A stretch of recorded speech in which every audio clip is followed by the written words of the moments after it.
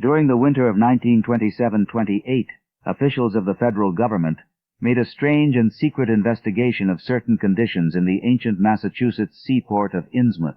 The public first learned of it in February, when a vast series of raids and arrests occurred, followed by the deliberate burning and dynamiting, under suitable precautions, of an enormous number of crumbling, worm-eaten, and supposedly empty houses along the abandoned waterfront.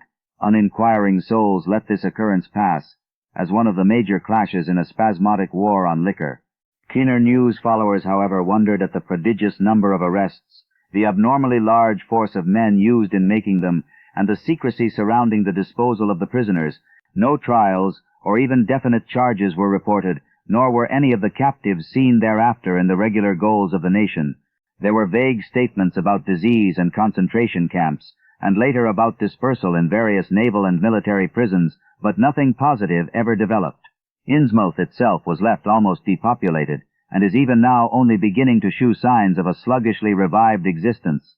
Complaints from many liberal organizations were met with long confidential discussions, and representatives were taken on trips to certain camps and prisons. As a result, these societies became surprisingly passive and reticent.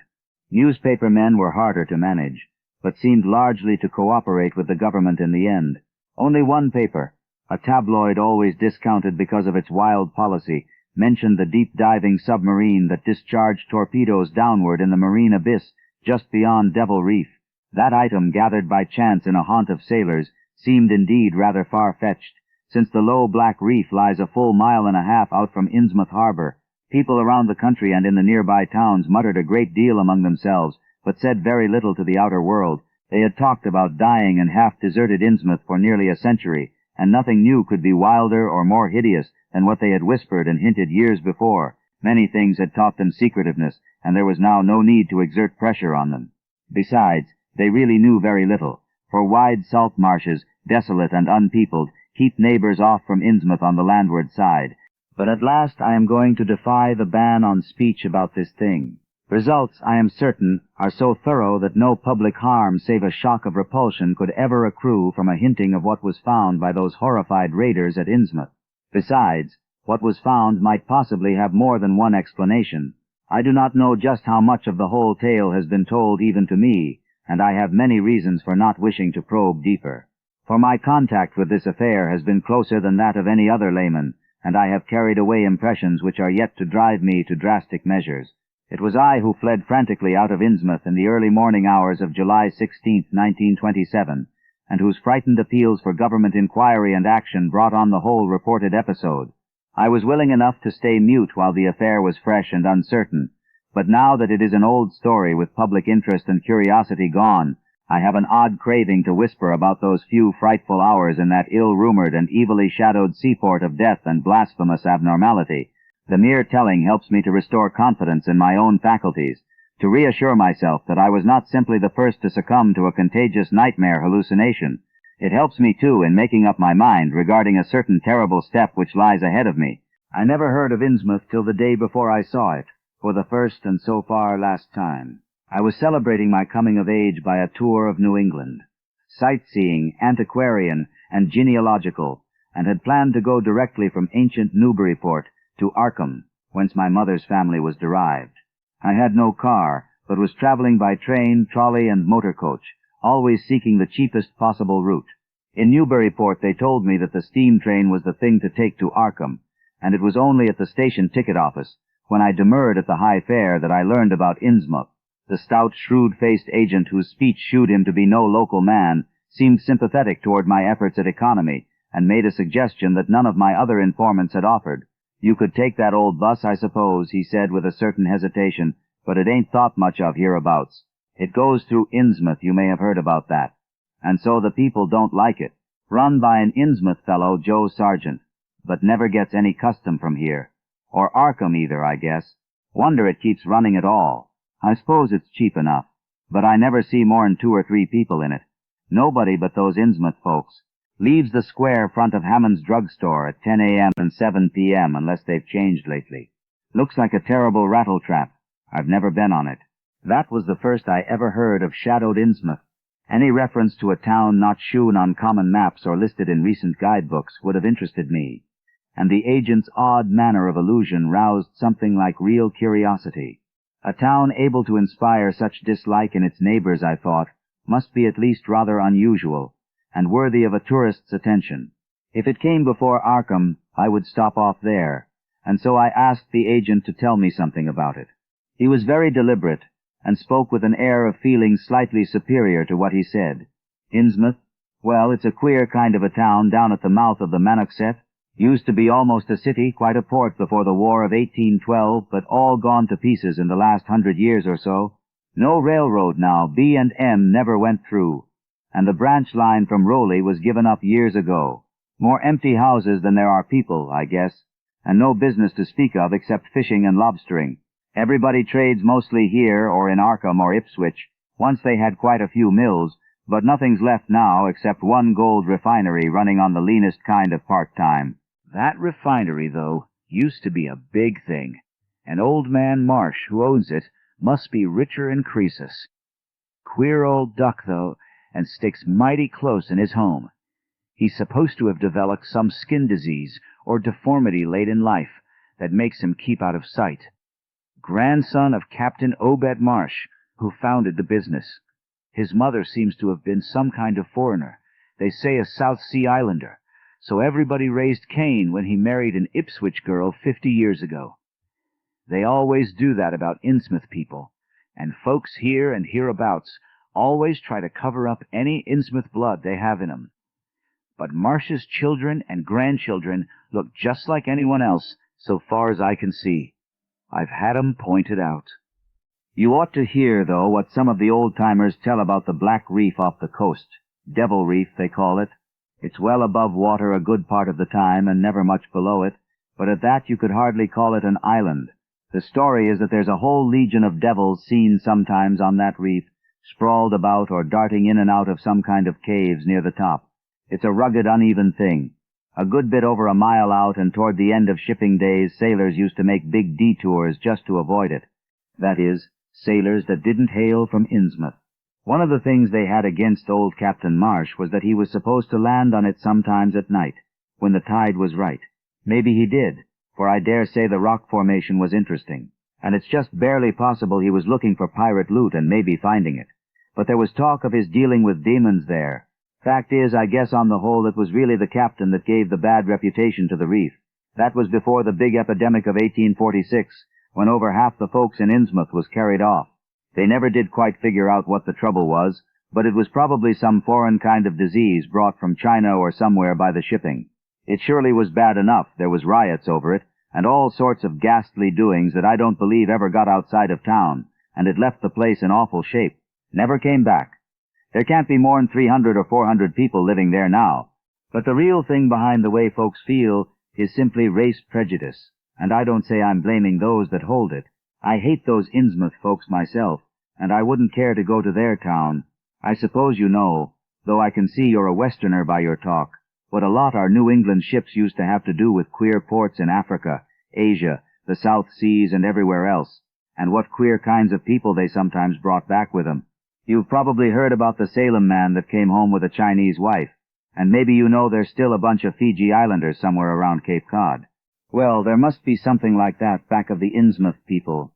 The place always was badly cut off from the rest of the country by marshes and creeks, and we can't be sure about the ins and outs of the matter, but it's pretty clear that old Captain Marsh must have brought home some odd specimens when he had all three of his ships in commission back in the 20s and 30s. There certainly is a strange kind of streak in the Innsmouth folks today. I don't know how to explain it, but it sort of makes you crawl. You'll notice a little in Sargent if you take his bus. Some of 'em have queer narrow heads with flat noses and bulgy, starry eyes that never seem to shut, and their skin ain't quite right, rough and scabby, and the sides of their necks are all shriveled or creased up. Get bald, too, very young. The older fellows look the worst. Fact is, I don't believe I've ever seen a very old chap of that kind. Guess they must die of looking in the glass. Animals hate 'em. They used to have lots of horse trouble before autos came in. Nobody around here or in Arkham or Ipswich will have anything to do with 'em. And they act kind of offish themselves when they come to town or when anyone tries to fish on their grounds. Queer how fish are always thick off Innsmouth harbor when there ain't any anywhere else around. But just try to fish there yourself and see how the folks chase you off. Those people used to come here on the railroad, walking and taking the train at Rowley after the branch was dropped. But now they use that bus. Yes, there's a hotel in Innsmouth called the Gilman House, but I don't believe it can amount to much. I wouldn't advise you to try it. Better stay over here and take the 10 o'clock bus tomorrow morning, then you can get an evening bus there for Arkham at 8 o'clock. There was a factory inspector who stopped at the Gilman a couple of years ago, and he had a lot of unpleasant hints about the place. Seems they get a queer crowd there, for this fellow heard voices in other rooms, though most of them was empty. That gave him the shivers. It was foreign talk, he thought, but he said the bad thing about it was the kind of voice that sometimes spoke. It sounded so unnatural. Slopping-like, he said, that he didn't dare undress and go to sleep. Just waited up and lit out the first thing in the morning. The talk went on most all night. This fellow Casey, his name was, had a lot to say about how the Innsmouth folks watched him and seemed kind of on guard. He found the Marsh refinery a queer place.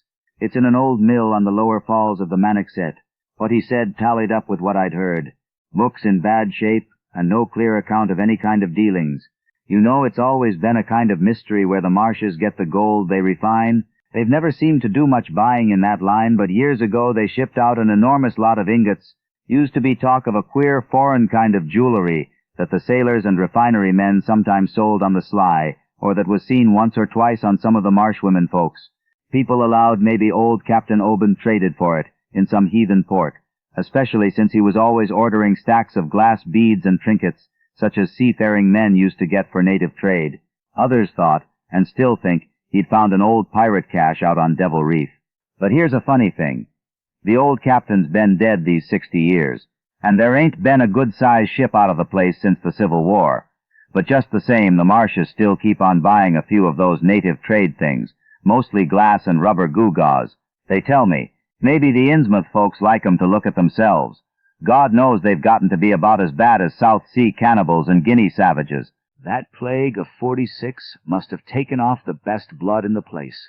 Anyway, they're a doubtful lot now, and the Marshes and the other rich folks are as bad as any. As I told you, there probably ain't more than 400 people in the whole town, in spite of all the streets they say there are. I guess they're what they call white trash down south, lawless and sly and full of secret doings. They get a lot of fish and lobsters, and do exporting by truck. Queer how the fish swarm right there and nowhere else. Nobody can ever keep track of these people, and state school officials and census men have a devil of a time. You can bet that prying strangers ain't welcome around Innsmouth. I've heard personally of more than one business or government man that's disappeared there. And so I spent part of that evening at the Newburyport Public Library looking up data about Innsmouth. When I had tried to question the natives in the shops, the lunchroom, the garages, and the fire station, I had found them even harder to get started than the ticket agent had predicted, and realized that I could not spare the time to overcome their first instinctive reticences. They had a kind of obscure suspiciousness, as if there was something amiss with anyone too much interested in Innsmouth. At the YMCA, where I was stopping, the clerk merely discouraged my going to such a dismal, decadent place, and the people at the library shewed much the same attitude. Clearly, in the eyes of the educated, Innsmouth was merely an exaggerated case of civic degeneration. The Essex County histories on the library shelves had very little to say, except that the town was founded in 1643, noted for shipbuilding before the Revolution, a seat of great marine prosperity in the early 19th century, and later a minor factory center using the Manixet as power. The epidemic and riots of 1846 were very sparsely treated, as if they formed a discredit to the county. References to decline were few, though the significance of the later record was unmistakable. After the Civil War, all industrial life was confined to the Marsh Refining Company, and the marketing of gold ingots formed the only remaining bit of major commerce aside from the eternal fishing. That fishing paid less and less as the price of the commodity fell and large-scale corporations offered competition, but there was never a dearth of fish around Innsmouth harbor. Foreigners seldom settled there, and there was some discreetly veiled evidence that a number of Poles and Portuguese who had tried it had been scattered in a peculiarly drastic fashion. Most interesting of all was a glancing reference to the strange jewelry vaguely associated with Innsmouth. It had evidently impressed the whole countryside more than a little. for mention was made of specimens in the Museum of Miskatonic University at Arkham, and in the display room of the Newburyport Historical Society. The fragmentary descriptions of these things were bald and prosaic, but they hinted to me an undercurrent of persistent strangeness. Something about them seemed so odd and provocative that I could not put them out of my mind, and despite the relative lateness of the hour, I resolved to see the local sample, said to be a large, queerly proportioned thing evidently meant for a tiara, if it could possibly be arranged. The librarian gave me a note of introduction to the curator of the society, a Miss Anna Tilton, who lived nearby, and after a brief explanation that ancient gentlewoman was kind enough to pilot me into the closed building, since the hour was not outrageously late. The collection was a notable one indeed, but in my present mood I had eyes for nothing but the bizarre object which glistened in a corner cupboard under the electric lights. It took no excessive sensitiveness to beauty to make me literally gasp at the strange, unearthly splendor of the alien, opulent fantasy that rested there on a purple velvet cushion. Even now I can hardly describe what I saw, though it was clearly enough a sort of tiara, as the description had said. It was tall in front, and with a very large and curiously irregular periphery, as if designed for a head of almost freakishly elliptical outline.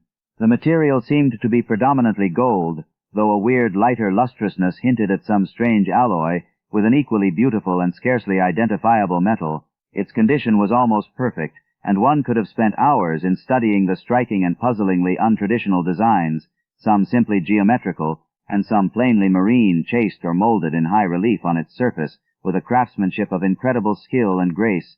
The longer I looked, the more the thing fascinated me, and in this fascination there was a curiously disturbing element, hardly to be classified or accounted for. At first I decided that it was the queer, otherworldly quality of the art which made me uneasy. All other art objects I had ever seen either belonged to some known racial or national stream, or else were consciously modernistic defiances of every recognized stream. This tiara was neither. It clearly belonged to some settled technique of infinite maturity and perfection, yet that technique was utterly remote from any Eastern or Western, ancient or modern, which I had ever heard of or seen exemplified. It was as if the workmanship were that of another planet. However, I soon saw that my uneasiness had a second and perhaps equally potent source residing in the pictorial and mathematical suggestions of the strange designs. The patterns all hinted of remote secrets and unimaginable abysses in time and space, and the monotonously aquatic nature of the reliefs became almost sinister. Among these reliefs were fabulous monsters of abhorrent grotesqueness and malignity, half ichthyaic and half batrachian in suggestion, which one could not dissociate from a certain haunting and uncomfortable sense of pseudo-memory, as if they called up some image from deep cells and tissues whose retentive functions are wholly primal and awesomely ancestral. At times I fancied that every contour of these blasphemous fish-frogs was overflowing with the ultimate quintessence of unknown and inhuman evil. In odd contrast to the tiara's aspect was its brief and prosy history as related by Miss Tilton. It had been pawned for a ridiculous sum at a shop in State Street in 1873 by a drunken Innsmouth man shortly afterward killed in a brawl. The society had acquired it directly from the pawnbroker, at once giving it a display worthy of its quality. It was labeled as of probable East Indian or Indo-Chinese provenance, though the attribution was frankly tentative.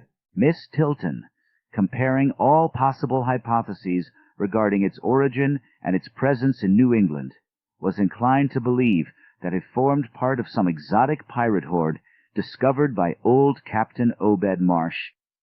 This view was surely not weakened by the insistent offers of purchase at a high price which the Marshes began to make as soon as they knew of its presence, and which they repeated to this day despite the Society's unvarying determination not to sell.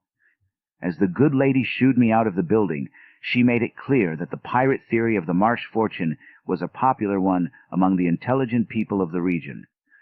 Her own attitude toward shadowed Innsmouth, which she had never seen, was one of disgust at a community slipping far down the cultural scale, and she assured me that the rumors of devil worship were partly justified by a peculiar secret cult which had gained force there and engulfed all the Orthodox churches.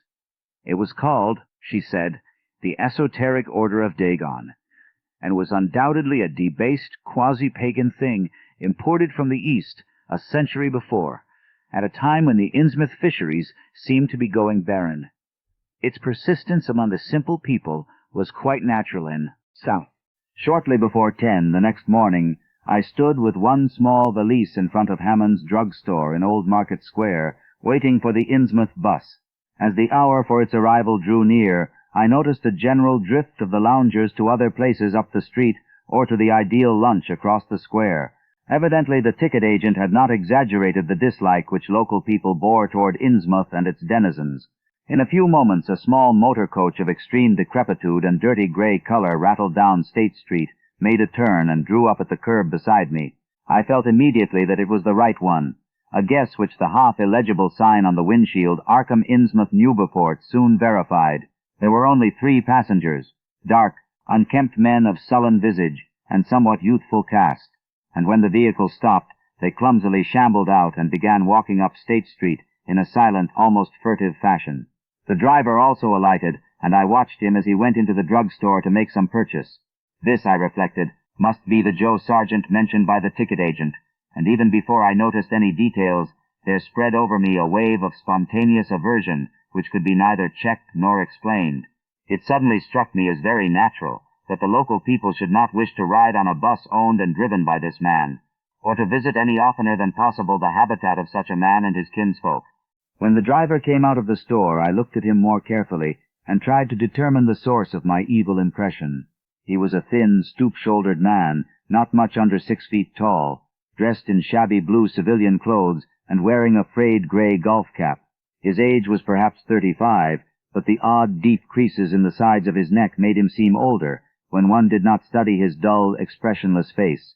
He had a narrow head, bulging, watery blue eyes that seemed never to wink, a flat nose, a receding forehead and chin, and singularly undeveloped ears. His long, thick lip and coarse-pored, grayish cheeks seemed almost beardless, except for some sparse yellow hairs that straggled and curled in irregular patches, and in places the surface seemed queerly irregular, as if peeling from some cutaneous disease. His hands were large and heavily veined, and had a very unusual grayish-blue tinge. The fingers were strikingly short in proportion to the rest of the structure, and seemed to have a tendency to curl closely into the huge palm. As he walked toward the bus, I observed his peculiarly shambling gait, and saw that his feet were inordinately immense. The more I studied them, the more I wondered how he could buy any shoes to fit them. A certain greasiness about the fellow increased my dislike. He was evidently given to working or lounging around the fish docks, and carried with him much of their characteristic smell. Just what foreign blood was in him I could not even guess. His oddities certainly did not look Asiatic, Polynesian, Levantine, or Negroid, yet I could see why the people found him alien. I myself would have thought of biological degeneration rather than aliens. I was sorry when I saw that there would be no other passengers on the bus. Somehow I did not like the idea of riding alone with this driver. But as leaving time obviously approached, I conquered my qualms and followed the man aboard, extending him a $1 bill and murmuring the single word, Innsmouth. He looked curiously at me for a second as he returned 40 cents change without speaking. I took a seat far behind him, but on the same side of the bus, since I wished to watch the shore during the journey. At length the decrepit vehicle started with a jerk, and rattled noisily past the old brick buildings of State Street, amidst a cloud of vapor from the exhaust. Glancing at the people on the sidewalks, I thought I detected in them a curious wish to avoid looking at the bus, or at least a wish to avoid seeming to look at it.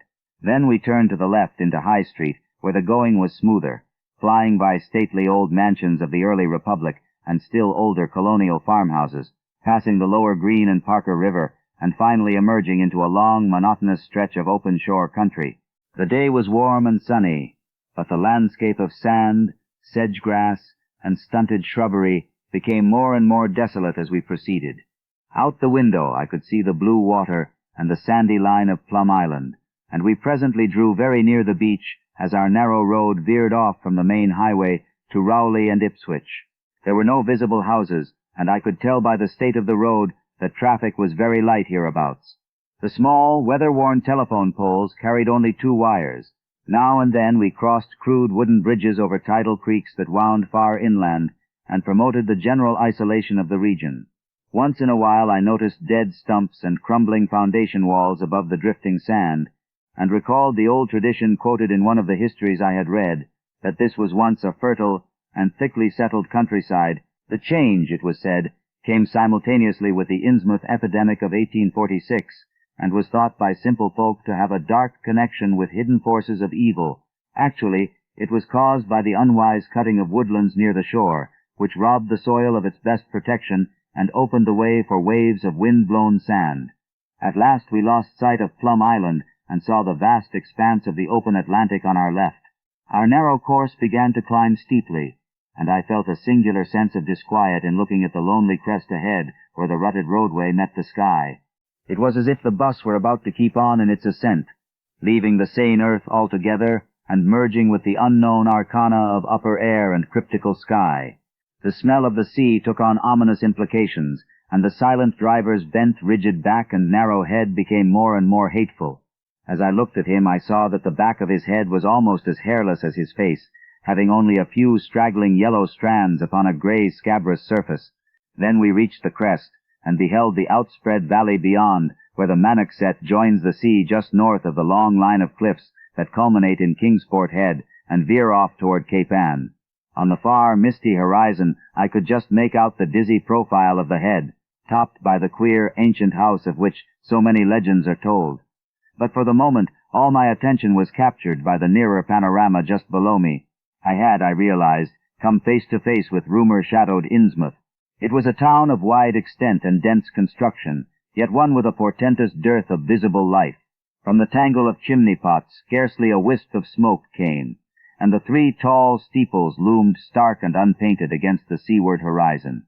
One of them was crumbling down at the top, and in that and another there were only black gaping holes where clock dials should have been. The vast huddle of sagging gambrel roofs and peaked gables conveyed with offensive clearness the idea of wormy decay, and as we approached along the now descending road I could see that many roofs had wholly caved in. There were some large square Georgian houses too, with hipped roofs, cupolas, and railed widows' walks. These were mostly well back from the water, and one or two seemed to be in moderately sound condition. Stretching inland from among them I saw the rusted, grass-grown line of the abandoned railway, with leaning telegraph poles now devoid of wires, and the half-obscured lines of the old carriage roads to Rowley and Ipswich. The decay was worst close to the waterfront, though in its very midst I could spy the white belfry of a fairly well-preserved brick structure which looked like a small factory. The harbor, long clogged with sand, was enclosed by an ancient stone breakwater, on which I could begin to discern the minute forms of a few seated fishermen, and at whose end were what looked like the foundations of a bygone lighthouse. A sandy tongue had formed inside this barrier, and upon it I saw a few decrepit cabins, moored dories, and scattered lobster pots. The only deep water seemed to be where the river poured out past the belfried structure and turned southward to join the ocean at the breakwater's end. Here and there the ruins of wharves jutted out from the shore to end in indeterminate rottenness, those farthest south seeming the most decayed. And far out at sea, despite a high tide, I glimpsed a long black line scarcely rising above the water, yet carrying a suggestion of odd latent malignancy. This, I knew, must be Devil Reef. As I looked, a subtle, curious sense of beckoning seemed superadded to the grim repulsion, and oddly enough, I found this overtone more disturbing than the primary impression. We met no one on the road, but presently began to pass deserted farms in varying stages of ruin. Then I noticed a few inhabited houses with rags stuffed in the broken windows and shells and dead fish lying about the littered yards. Once or twice I saw listless-looking people working in barren gardens or digging clams on the fishy-smelling beach below, and groups of dirty, simian-visaged children playing around weed-grown doorsteps. Somehow these people seemed more disquieting than the dismal buildings, for almost every one had certain peculiarities of face and motions, which I instinctively disliked without being able to define or comprehend them. For a second I thought this typical physique suggested some picture I had seen, perhaps in a book, under circumstances of particular horror or melancholy, but this pseudo-recollection passed very quickly. As the bus reached a lower level, I began to catch the steady note of a waterfall through the unnatural stillness. The leaning, unpainted houses grew thicker, lined both sides of the road, and displayed more urban tendencies than did those we were leaving behind. The panorama ahead had contracted to a street scene, and in spots I could see where a cobblestone pavement and stretches of brick sidewalk had formerly existed. All the houses were apparently deserted, and there were occasional gaps where tumble-down chimneys and cellar walls told of buildings that had collapsed. Pervading everything was the most nauseous, fishy odor imaginable. Soon cross-streets and junctions began to appear, those on the left leading to shoreward realms of unpaved squalor and decay, while those on the right showed vistas of departed grandeur. So far I had seen no people in the town, but there now came signs of a sparse habitation, curtained windows here and there, and an occasional battered motor car at the curb. Pavement and sidewalks were increasingly well defined, and though most of the houses were quite old, wood and brick structures of the early 19th century, they were obviously kept fit for habitation. As an amateur antiquarian, I almost lost my olfactory disgust and my feeling of menace and repulsion amidst this rich, unaltered survival from the past. But I was not to reach my destination without one very strong impression of poignantly disagreeable quality. The bus had come to a sort of open concourse or radial point with churches on two sides, and the bedraggled remains of a circular green in the center, and I was looking at a large pillared hall on the right-hand junction ahead. The structure's once white paint was now gray and peeling, and the black and gold sign on the pediment was so faded that I could only with difficulty make out the words, Esoteric Order of Dagon. This, then, was the former Masonic hall, now given over to a degraded cult. As I strained to decipher this inscription, my notice was distracted by the raucous tones of a cracked bell across the street, and I quickly turned to look out the window on my side of the coach. The sound came from a squat, towered stone church of manifestly later date than most of the houses, built in a clumsy Gothic fashion and having a disproportionately high basement with shuttered windows. Though the hands of its clock were missing on the side I glimpsed, I knew that those hoarse strokes were telling the hour of 11. Then suddenly all thoughts of time were blotted out by an onrushing image of sharp intensity and unaccountable horror which had seized me before I knew what it really was. The door of the church basement was open, revealing a rectangle of blackness inside, and as I looked, a certain object crossed or seemed to cross that dark rectangle, burning into my brain a momentary conception of nightmare, which was all the more maddening because analysis could not shew a single nightmarish quality in it. It was a living object, the first except the driver that I had seen since entering the compact part of the town. And had I been in a steadier mood, I would have found nothing whatever of terror in it. Clearly, as I realized a moment later, it was the pastor, clad in some peculiar vestments, doubtless introduced since the Order of Dagon had modified the ritual of the local churches. The thing which had probably caught my first subconscious glance and supplied the touch of bizarre horror was the tall tiara he wore, an almost exact duplicate of the one Miss Tilton had shewn me the previous evening. This, acting on my imagination, had supplied namelessly sinister qualities to the indeterminate face and robed, shambling form beneath it. There was not, I soon decided, any reason why I should have felt that shuddering touch of evil pseudo-memory. Was it not natural that a local mystery cult should adopt among its regimentals an unique type of headdress made familiar to the community in some strange way, perhaps as treasure trove? A very thin sprinkling of repellent-looking youngish people now became visible on the sidewalks, lone individuals, and silent knots of 2 or 3. The lower floors of the crumbling houses sometimes harbored small shops with dingy signs, and I noticed a parked truck or two as we rattled along. The sound of waterfalls became more and more distinct, and presently I saw a fairly deep river gorge ahead, spanned by a wide, iron-railed highway bridge, beyond which a large square opened out. As we clanked over the bridge, I looked out on both sides and observed some factory buildings on the edge of the grassy bluff, or part way down.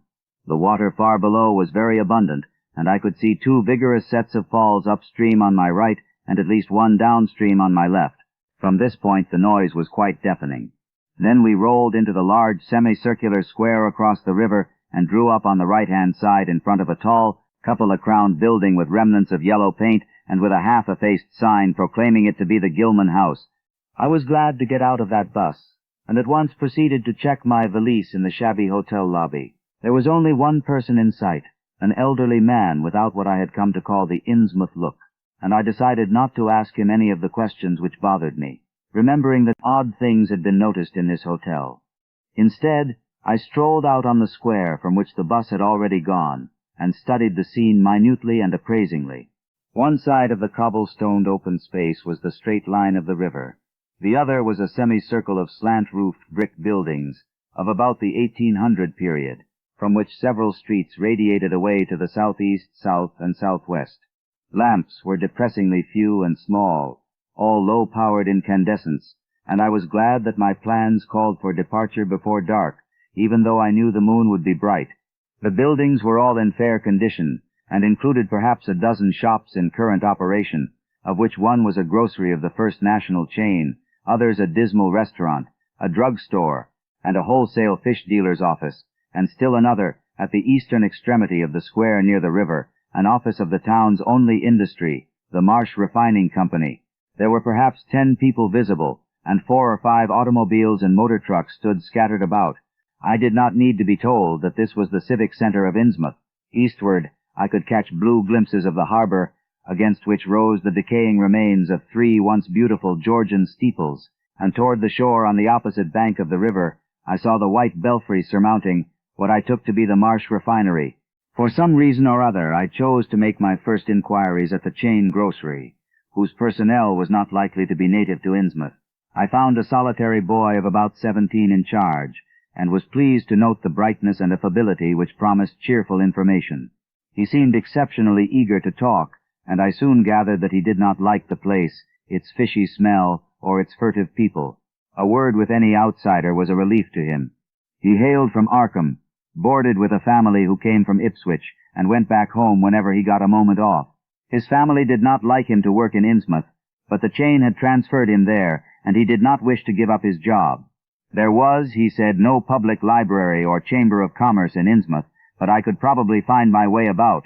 The street I had come down was Federal. West of that were the fine old residence streets, Broad, Washington, Lafayette, and Adams, and east of it were the shoreward slums. It was in these slums along Main Street that I would find the old Georgian churches, but they were all long abandoned. It would be well not to make oneself too conspicuous in such neighborhoods, especially north of the river, since the people were sullen and hostile. Some strangers had even disappeared. Certain spots were almost forbidden territory, as he had learned at considerable cost. One must not, for example, linger much around the Marsh Refinery, or around any of the still-used churches, or around the pillared order of Dagon Hall at New Church Green. Those churches were very odd, all violently disavowed by their respective denominations elsewhere, and apparently using the queerest kind of ceremonials and clerical vestments. Their creeds were heterodox and mysterious, involving hints of certain marvelous transformations leading to bodily immortality of a sort on this earth. The youth's own pastor, Dr. Wallace of Asbury, MEA Church in Arkham, had gravely urged him not to join any church in Innsmouth. As for the Innsmouth people, the youth hardly knew what to make of them. They were as furtive and seldom seen as animals that live in burrows, and one could hardly imagine how they passed the time apart from their desultory fishing. Perhaps, judging from the quantities of bootleg liquor they consumed, they lay for most of the daylight hours in an alcoholic stupor. They seemed sullenly banded together in some sort of fellowship and understanding, despising the world as if they had access to other and preferable spheres of entity. Their appearance, especially those staring, unwinking eyes which one never saw shut, was certainly shocking enough, and their voices were disgusting. It was awful to hear them chanting in their churches at night, and especially during their main festivals or revivals, which fell twice a year on April 30th and October 31st. They were very fond of the water, and swam a great deal in both river and harbor. Swimming races out to Devil Reef were very common, and everyone in sight seemed well able to share in this arduous sport. When one came to think of it, it was generally only rather young people who were seen about in public, and of these the oldest were apt to be the most tainted-looking. When exceptions did occur, they were mostly persons with no trace of aberrancy, like the old clerk at the hotel. One wondered what became of the bulk of the older folk, and whether the Innsmouth look were not a strange and insidious disease phenomenon which increased its hold as years advanced. Only a very rare affliction, of course, could bring about such vast and radical anatomical changes in a single individual after maturity changes involving osseous factors as basic as the shape of the skull. But then, even this aspect was no more baffling and unheard of than the visible features of the malady as a whole. It would be hard, the youth implied, to form any real conclusions regarding such a matter, since one never came to know the natives personally, no matter how long one might live in Innsmouth. The youth was certain that many specimens, even worse than the worst visible ones, were kept locked indoors in some places. People sometimes heard the queerest kind of sounds. The tottering waterfront hovels north of the river were reputedly connected by hidden tunnels, being thus a veritable warren of unseen abnormalities. What kind of foreign blood, if any, these beings had, it was impossible to tell. They sometimes kept certain especially repulsive characters out of sight when government agents and others from the outside world came to town. It would be of no use, my informant said, to ask the natives anything about the place. The only one who would talk was a very aged but normal-looking man who lived at the poorhouse on the north rim of the town and spent his time walking about or lounging around the fire station. This hoary character, Zadok Allen, was 96 years old and somewhat touched in the head, besides being the town drunkard. He was a strange, furtive creature who constantly looked over his shoulder as if afraid of something, and when sober could not be persuaded to talk at all with strangers. He was, however, unable to resist any offer of his favorite poison, and once drunk would furnish the most astonishing fragments of whispered reminiscence. After all, though, little useful data could be gained from him, since his stories were all insane, incomplete hints of impossible marvels and horrors which could have no source save in his own disordered fancy. Nobody ever believed him, but the natives did not like him to drink and talk. As for business, the abundance of fish was certainly almost uncanny, but the natives were taking less and less advantage of it. Moreover, prices were falling and competition was growing. Of course, the town's real business was the refinery, whose commercial office was on the square only a few doors east of where we stood. Old Man Marsh was never seen, but sometimes went to the works in a closed, curtained car. There were all sorts of rumors about how Marsh had come to look. He had once been a great dandy, and people said he still wore the frock-coated finery of the Edwardian age, curiously adapted to certain deformities. His sons had formerly conducted the office in the square, but latterly they had been keeping out of sight a good deal and leaving the brunt of affairs to the younger generation. The sons and their sisters had come to look very queer, especially the elder ones, and it was said that their health was failing. One of the Marsh daughters was a repellent, reptilian-looking woman, who wore an excess of weird jewelry, clearly of the same exotic tradition as that to which the strange tiara belonged. My informant had noticed it many times, and had heard it spoken of as coming from some secret horde, either of pirates or of demons. The clergymen, or priests, or whatever they were called nowadays, also wore this kind of ornament as a headdress, but one seldom caught glimpses of them. Other specimens the youth had not seen, though many were rumored to exist around Innsmouth. The Marshes, together with the other three gently bred families of the town, the Waits, the Gilmans, and the Elliots, were all very retiring. They lived in immense houses along Washington Street, and several were reputed to harbor in concealment certain living kinsfolk whose personal aspect forbade public view, and whose deaths had been reported and recorded, warning me that many of the street signs were down. The youth drew for my benefit a rough but ample and painstaking sketch map of the town's salient features. After a moment's study, I felt sure that it would be of great help, and pocketed it with profuse thanks. Disliking the dinginess of the single restaurant I had seen, I bought a fair supply of cheese crackers and ginger wafers to serve as a lunch later on. My program, I decided, would be to thread the principal streets, talk with any non-natives I might encounter, and catch the 8 o'clock coach for Arkham. The town, I could see, formed a significant and exaggerated example of communal decay, but being no sociologist, I would limit my serious observations to the field of architecture. Thus I began my systematic though half-bewildered tour of Innsmouth's narrow, shadow-blighted ways. Crossing the bridge and turning toward the roar of the lower falls, I passed close to the Marsh refinery, which seemed oddly free from the noise of industry. This building stood on the steep river bluff, near a bridge and an open confluence of streets, which I took to be the earliest civic center, displaced after the Revolution by the present town square. Recrossing the gorge on the Main Street Bridge, I struck a region of utter desertion which somehow made me shudder. Collapsing huddles of gambrel roofs formed a jagged and fantastic skyline, above which rose the ghoulish, decapitated steeple of an ancient church. Some houses along Main Street were tenanted, but most were tightly boarded up. Down unpaved side streets I saw the black, gaping windows of deserted hovels, many of which leaned at perilous and incredible angles through the sinking of part of the foundations. Those windows stared so spectrally that it took courage to turn eastward toward the waterfront, Certainly, the terror of a deserted house swells in geometrical rather than arithmetical progression as houses multiply to form a city of stark desolation. The sight of such endless avenues of fishy-eyed vacancy and death, and the thought of such linked infinities of black, brooding compartments given over to cobwebs and memories and the conqueror worm, start up vestigial fears and aversions that not even the stoutest philosophy can disperse. Fish Street was as deserted as Maine, though it differed in having many brick and stone warehouses still in excellent shape. Water Street was almost its duplicate, save that there were great seaward gaps where wharves had been. Not a living thing did I see, except for the scattered fishermen on the distant breakwater, and not a sound did I hear, save the lapping of the harbor tides and the roar of the falls in the Manaxet. The town was getting more and more on my nerves, and I looked behind me furtively as I picked my way back over the tottering Water Street Bridge. The Fish Street Bridge, according to the sketch, was in ruins. North of the river there were traces of squalid life, active fish-packing houses in Water Street, smoking chimneys and patched roofs here and there, occasional sounds from indeterminate sources, and infrequent shambling forms in the dismal streets and unpaved lanes, but I seemed to find this even more oppressive than the southerly desertion.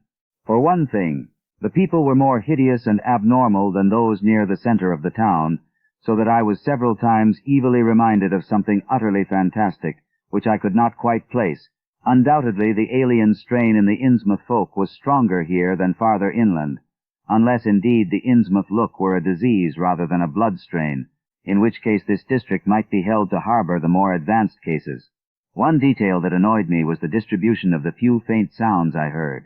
They ought naturally to have come wholly from the visibly inhabited houses, yet in reality were often strongest inside the most rigidly boarded-up facades. There were creakings, scurryings, and hoarse, doubtful noises, and I thought uncomfortably about the hidden tunnels suggested by the grocery boy. Suddenly I found myself wondering what the voices of those denizens would be like. I had heard no speech so far in this quarter, and was unaccountably anxious not to do so.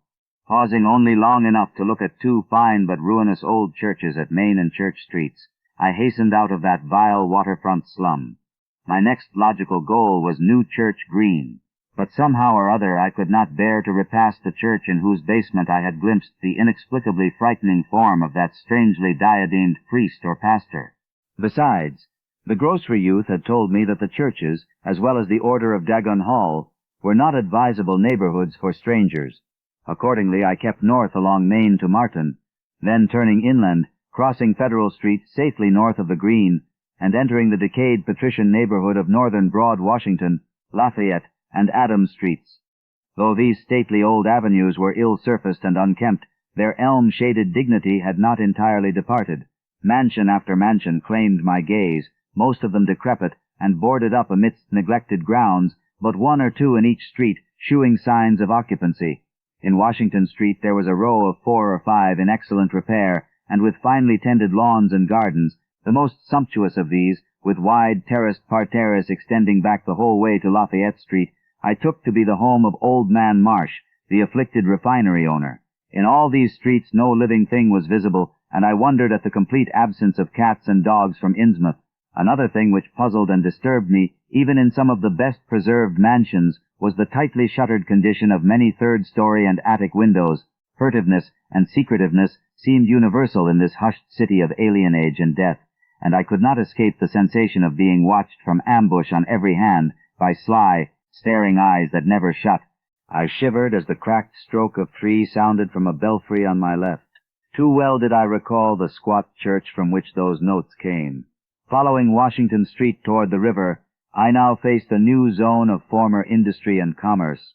Noting the ruins of a factory ahead, and seeing others, with the traces of an old railway station and covered railway bridge beyond, up the gorge on my right. The uncertain bridge now before me was posted with a warning sign, but I took the risk and crossed again to the south bank, where traces of life reappeared. Furtive, shambling creatures stared cryptically in my direction, and more normal faces eyed me coldly and curiously. Innsmouth was rapidly becoming intolerable, and I turned down Payne Street toward the square, in the hope of getting some vehicle to take me to Arkham before the still distant starting time of that sinister bus.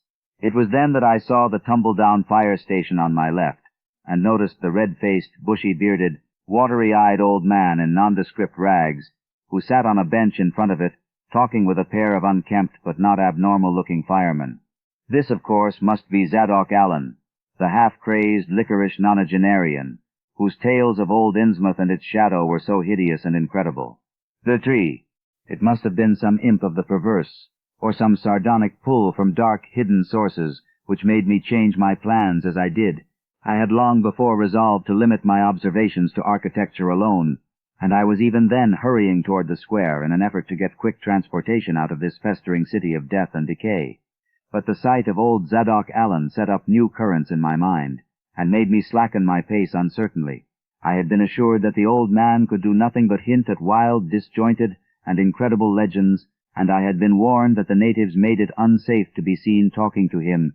Yet the thought of this aged witness to the town's decay, with memories going back to the early days of ships and factories, was a lure that no amount of reason could make me resist. After all, the strangest and maddest of myths are often merely symbols or allegories based upon truth, and old Zadok must have seen everything which went on around Innsmouth for the last 90 years. Curiosity flared up beyond sense and caution, and in my youthful egotism I fancied I might be able to sift a nucleus of real history from the confused, extravagant outpouring. I would probably extract with the aid of raw whiskey. I knew that I could not accost him then and there, for the firemen would surely notice and object. Instead, I reflected, I would prepare by getting some bootleg liquor at a place where the grocery boy had told me it was plentiful. Then I would loaf near the fire station in apparent. Re-entering the square, I saw that luck was with me, for shuffling out of Payne Street around the corner of the Gilman house, I glimpsed nothing less than the tall, lean, tattered form of old Zadok Allen himself. In accordance with my plan, I attracted his attention by brandishing my newly purchased bottle, and soon realized that he had begun to shuffle wistfully after me as I turned into Waite Street on my way to the most deserted region I could think of.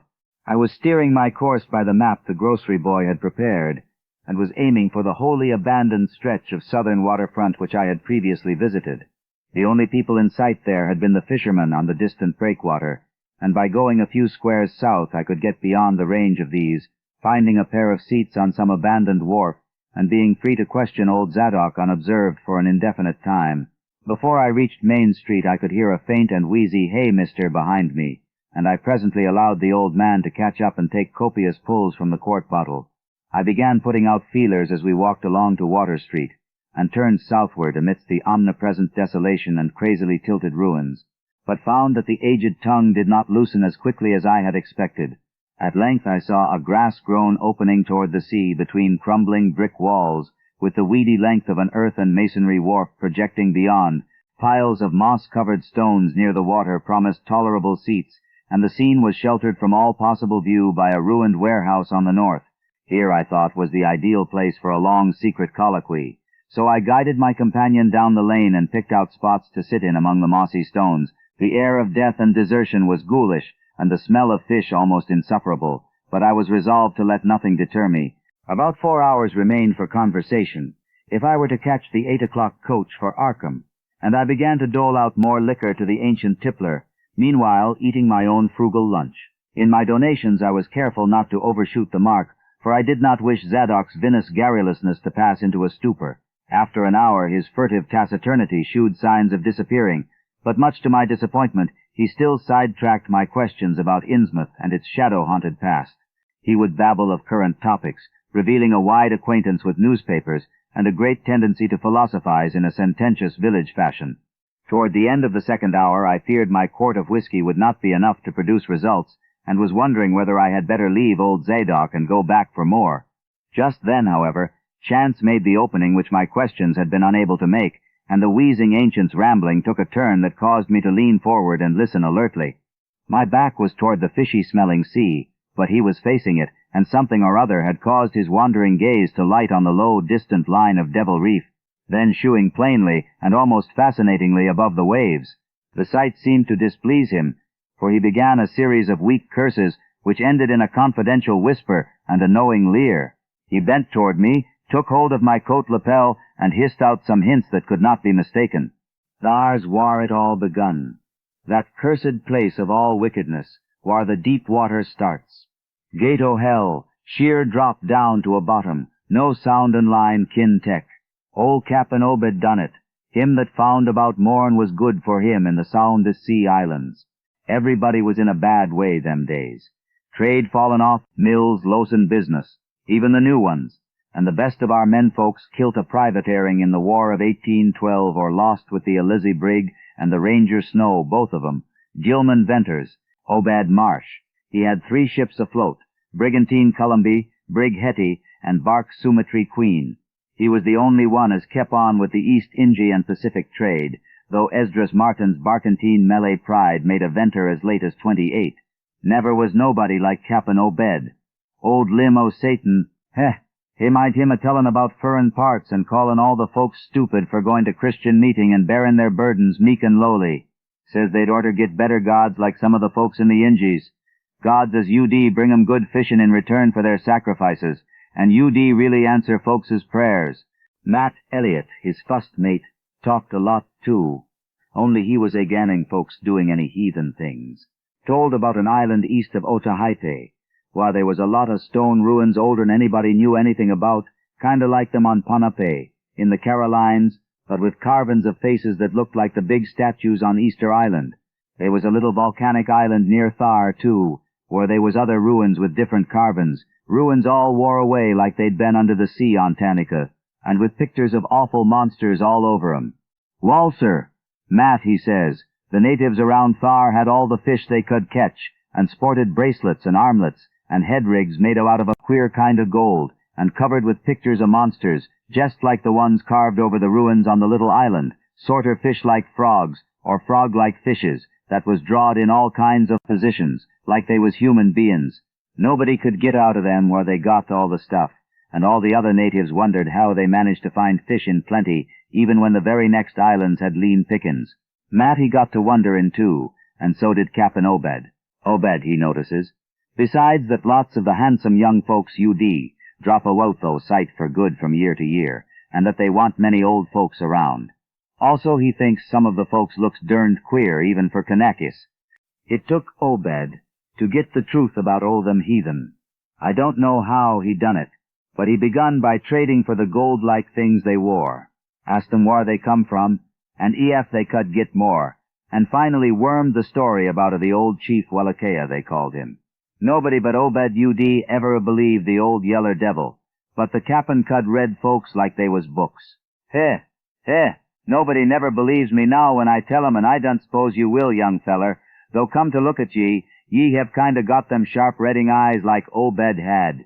The old man's whisper grew fainter, and I found myself shuddering at the terrible and sincere portentousness of his intonation, even though I knew his tale could be nothing but drunken fantasy. Wall, sir, Obed he larnt that they's things on this arth as most folks never heard about and wouldn't believe ef they did hear. It seems these Kanakes was sacrificing heaps of their young men and maidens to some kind of god things that lived under the sea, and getting all kinds of favor in return. They met the things on the little islet with the queer ruins, and it seems them awful pictures of frogfish monsters was supposed to be pictures o' these things. Mebbe they was the kind of critters as got all the mermaid stories and such started. They had all kinds of cities on the sea bottom, and this island was heaved up from there. Seems they was some of the things alive in the stone buildings when the island come up sudden to the surface. That's how the Kanakes got wind they was down thar. Made sign talk as soon as they got over bein' skeert, and pieced up a bargain afore long. Them things liked human sacrifices. Had them ages afore, but lost track of the upper world arter a time. What they done to the victims it ain't for me to say, and I guess Obed went none too sharp about askin', but it was all right with the heathens, because they'd been havin' a hard time and was desperate about everything. They give a sartain number of young folks to the sea things twict every year, May Eve and Halloween regular as could be, also give some of the carved knickknacks they made. What the things agreed to give in return was plenty of fish. They druv 'em in from all over the sea, and a few gold-like things now, and then, wall, as I says, the natives met the things on the little volcanic islet going thar in canoes with the sacrifices etc., and bringing back any of the gold-like jewels as was coming to 'em. At fust, the things didn't never go on to the main island, but arter a time they come to want to. Seems they hankered arter mixin' with the folks, and havin' gent ceremonies on the big days, May Eve and Halloween. You see, they was able to live both in and out o' water, what they call amphibians, I guess, The Kanakys told them as Hadwo folks from the other islands might want to wipe 'em out if they got wind of their being thar, but they says they don't care much, because they could wipe 'em out the hull brood of humans. If they was willing to bother, that is, anyas, didn't have sartain signs such as was used on by the lost old ones, whoever they was. But not wanting to bother, they'd lay low when anybody visited the island. When it come to matting with them toad-looking fishes, the Kanakys kind of balked, but finally they larnt something as put a new face on the matter. Seems that human folks has got a kind of relation to sich water beasts, that everything alive come out of the water on't, and only needs a little change to go back again. Them things told the Kanakys that ef they mixed bloods, there'd be children as look human at fust, but later turn more and more like the things, till finally they'd take to the water and jine the main lot of things down thar. And this is the important part, young feller. Them as turned into fish things and went into the water wouldn't never die. Them things never died, except they was kilt violent. Wall, sir, it seems by the time Obed knowed them islanders, they was all full of fish blood from them deep water things. When they got old and begun to shew it, they was kep hid until they felt like taking to the water and quitting the place. Some was more tech than others, and some never did change quite enough to take to the water, but mostly they turned out just the way them things said. Them as was born more like the things changed early, but them as was merely human sometimes stayed on the island till they was past 70, though they'd usually go down under for trial trips afore that. Folks as had took to the water generally come back a good deal to visit, so's a man would often be a-talking to his own 5 times great-grandfather, who'd left the dry land a couple of 100 years or so afore. Everybody got out of the idea of dying, except in canoe wars with the other islanders, or as sacrifices to the sea gods down below, or from snakebite, or plague, or sharp galloping ailments, or something afore they could take to the water, but simply looked for rad to a kind of change that want a bit horrible arter. A while, they thought what they'd got was well with all they'd had to give up, and I guess Obed kind of come to think the same hisself, when he'd chewed over old Wallacheia's story a bit. Wallachia, though, was one of the few as hadn't got none of the fish blood, being of a royal line that intermarried with royal lines on other islands. Wallachia, he shewed Obed a lot of rites and incantations as had to do with the sea things, and let him see some of the folks in the villages had changed a lot from human shape. Somehow or other, though, he never would let him see one of the regular things from right about of the water. In the end, he give him a funny kind of thing, a magic made about a lead or something, that he said you'd bring up the fish things from any place in the water where they might be a nest of 'em. The idea was to drop it down with the right kind of prayers and sitchin, waleke, aloud as the things was scattered all over the world, so's anybody that looked about could find a nest and bring 'em up if they was wanted. Matt, he didn't like this business at all, and wanted Obed should keep away from the island, but the cap'n was sharp for gain, and found he could get them gold-like things so cheap that you'd pay him to make a specialty of 'em. Things went on that way for years, and Obed got enough of that gold-like stuff to make him start the refinery in Waite's old run-down fullin' mill. He didn't dast sell the pieces like they was, for folks be all the time asking questions.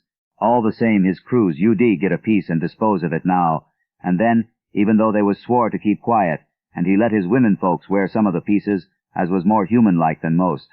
Well, come about 38 when I was 7-year-old, Obed he found the island people all wiped about between the ages. Seems the other islanders had got wind of what was going on, and had took matters into their own hands. Suppose they must ha' had, arter all them old magic signs, as the sea things says, was the only things they was afeard of. No telling what any o' them Kanakys will chance to get a holt of, when the sea bottom throws up some island with ruins older'n the deluge. Pious cusses. These was they didn't leave nothing standing on either the main island or the little volcanic islet, except what parts of the ruins was too big to knock down. In some places they was little stones strewed about like charms with something on 'em like what ye call a swastika nowadays.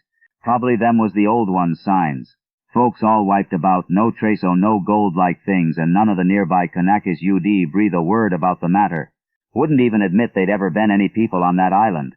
That naturally hit Ophar pretty hard, seeing as his normal trade was doing very poor. It hit the whole of Innsmouth, too, because in seafaring days what profited the master of a ship generally profited the crew proportionate.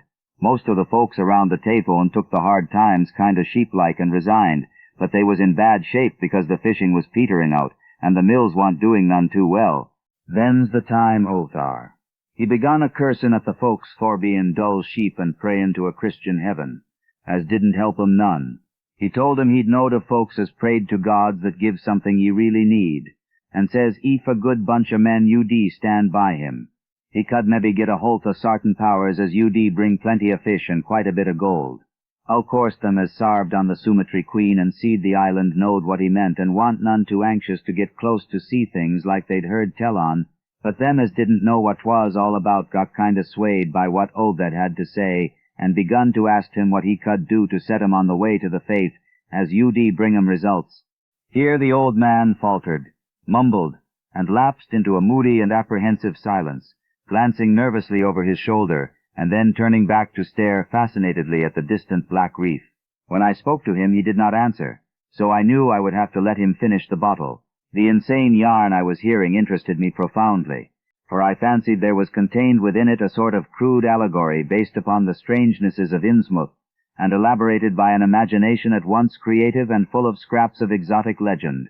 Not for a moment did I believe that the tale had any really substantial foundation, but none the less the account held a hint of genuine terror, if only because it brought in references to strange jewels clearly akin to the malign tiara I had seen at Newburyport.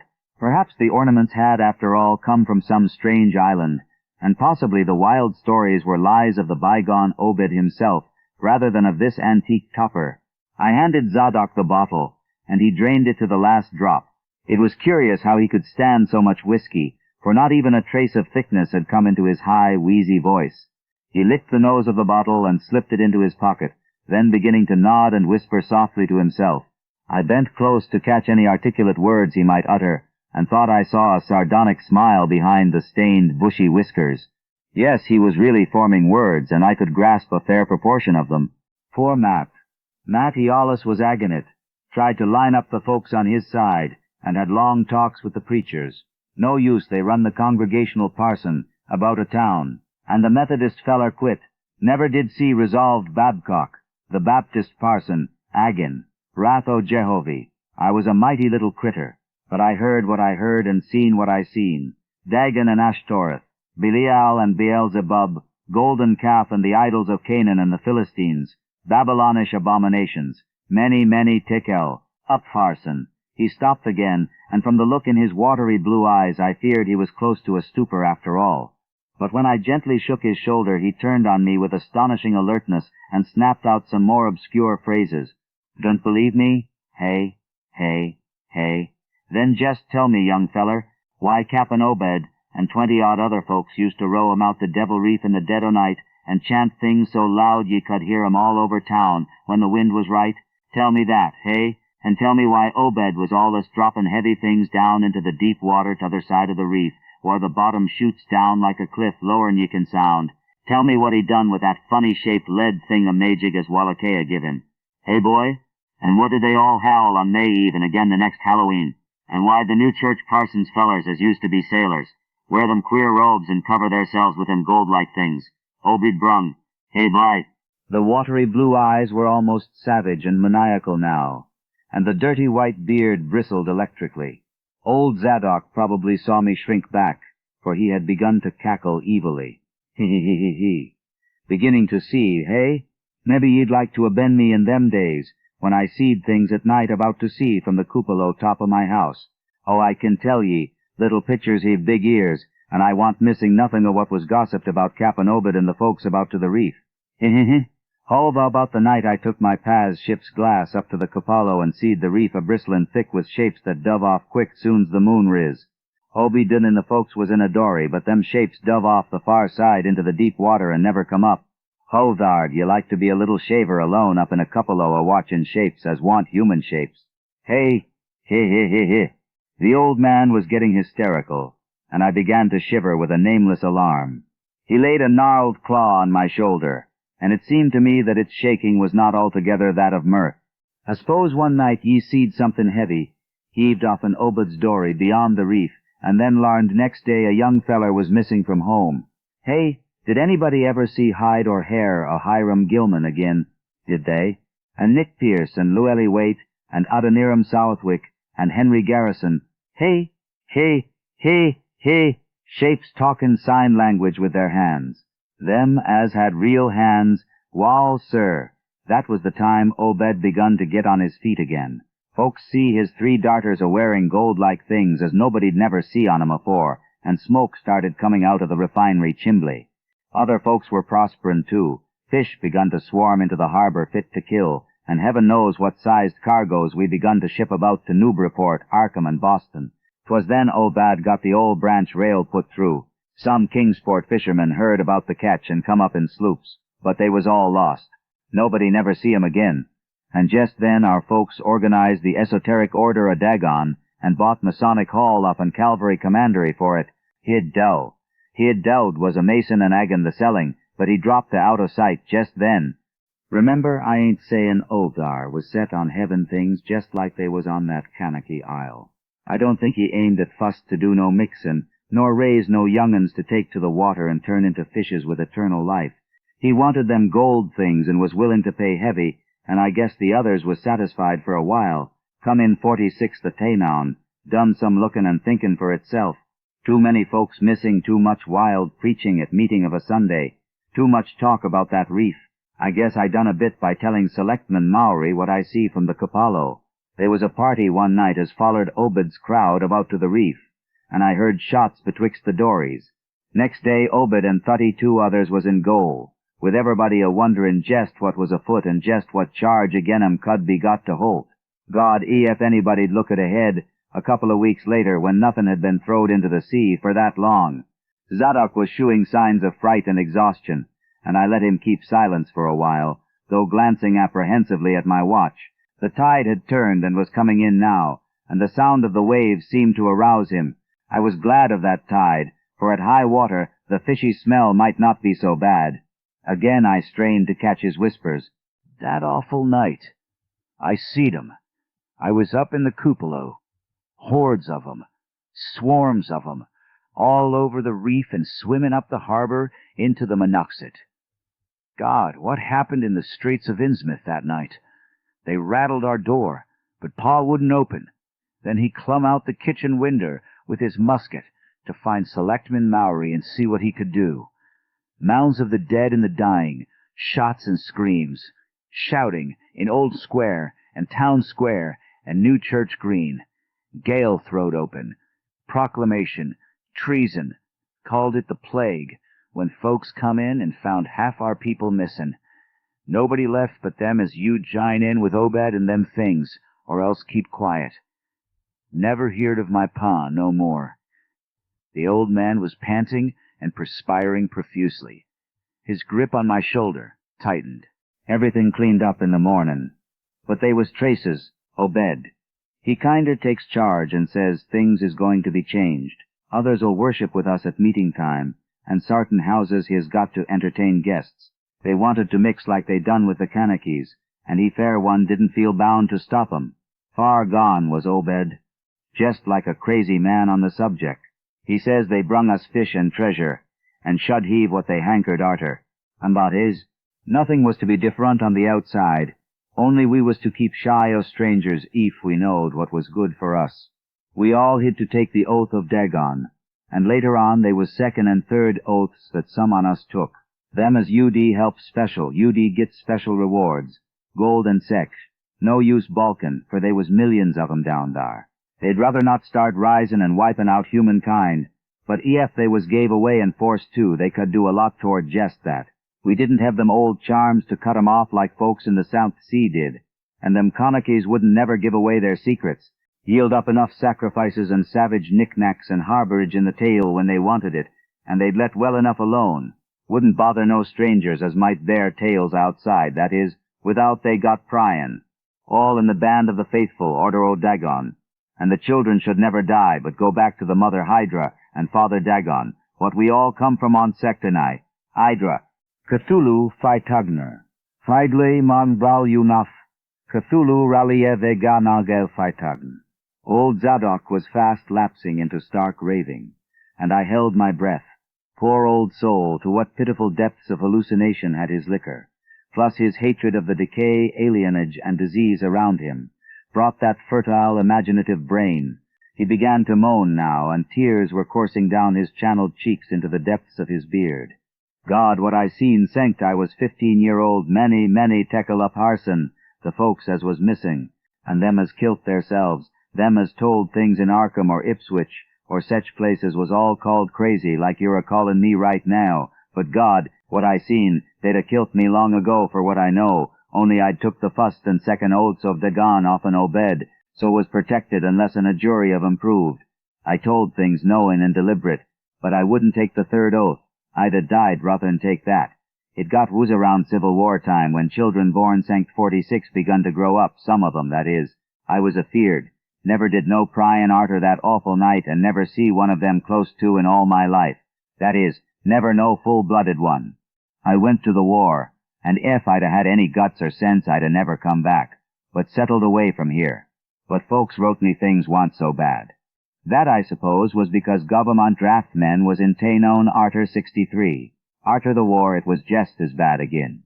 People begun to fall off, mills and shops shet down, shippin' stopped, and the harbor choked up, railroad give up.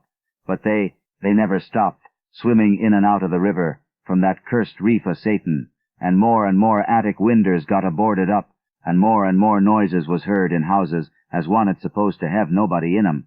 Folks an outside have their stories about us. Suppose you've heard a plenty on 'em, seein' what questions ye asked, stories about things they've seed now and then, and about that queer jewelry as still comes in from somewhars and ain't quite all melted up, but nothin' never gets death-night.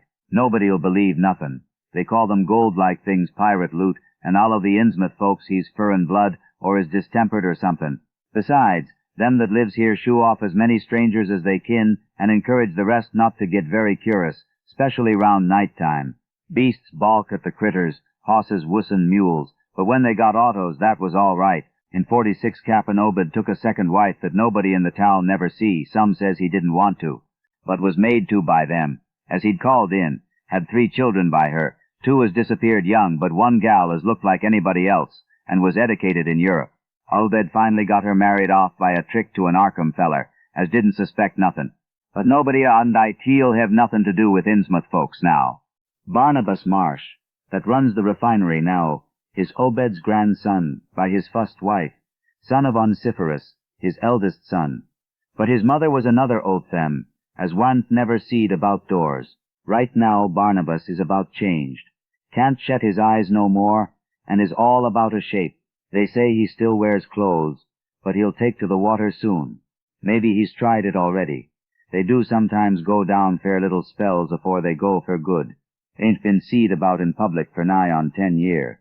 Don't know how his poor wife kin feels she come from Ipswich, and they nigh lynched Barnabas when he courted her 50-odd year ago. Obad he died in 78, and all the next generation is gone now. The fust wife's children dead, and the rest, God knows, the sound of the incoming tide was now very insistent, and little by little it seemed to change the old man's mood from maudlin tearfulness to watchful fear. He would pause now and then to renew those nervous glances over his shoulder or out toward the reef, and despite the wild absurdity of his tale, I could not help beginning to share his vague apprehensiveness. Zadok now grew shriller, and seemed to be trying to whip up his courage with louder speech. "Hey, you! Why don't you say something? How'd you like to be living in a town like this, with everything a-rottin' and a-dyin', and boarded-up monsters crawling and bleatin' and barkin' and hoppin' around black cellars and attics every way you turn? Hey, how would you like to hear the howlin' night arter night, from the churches and order o' Dagon Hall, and know what's doin' part of the howlin'? How would you like to hear what comes from that awful reef every May Eve and Hallowmass? Hey, think the old man's crazy, eh? Wall, sir, let me tell ye that ain't the wust." Zadok was really screaming now, and the mad frenzy of his voice disturbed me more than I care to own. "Curse ye, don't set there a-staring at me with them eyes. I tell Obed Marsh he's in hell, and he's got to stay there. He in hell, I says. Can't git me, I ain't done nothin' nor told nobody nothin'. Oh, you young feller, wall, even fell. I ain't told nobody nothin' yet, I'm a-going to now. You jest set still and listen to me, boy. This is what I ain't never told nobody. I says I didn't do no pryin' arter that night, but I found things about jest the same. You want to know what the real horror is, hey? Wall, it's this. It ain't what them fish devils has done, but what they're a-going to do. They're a-bringing things up about a war they come from into the tale. Been doing it for years, and slackening up lately. Them houses north of the river betwixt Water and Main Streets is full of 'em. Them devils and what they brung, and when they get ready, I say when they get ready, ever hear tell of a shoggoth? Hey, d'ye hear me? I tell ye I know what them things be. I seen 'em one night when, Eav, the hideous suddenness and inhuman frightfulness of the old man's shriek almost made me faint. His eyes, looking past me toward the malodorous sea, were positively starting from his head, while his face was a mask of fear worthy of Greek tragedy. His bony claw dug monstrously into my shoulder, and he made no motion as I turned my head to look at whatever he had glimpsed. There was nothing that I could see, only the incoming tide, with perhaps one set of ripples more local than the long-flung line of breakers. But now Zadok was shaking me, and I turned back to watch the melting of that fear-frozen face into a chaos of twitching eyelids and mumbling gums.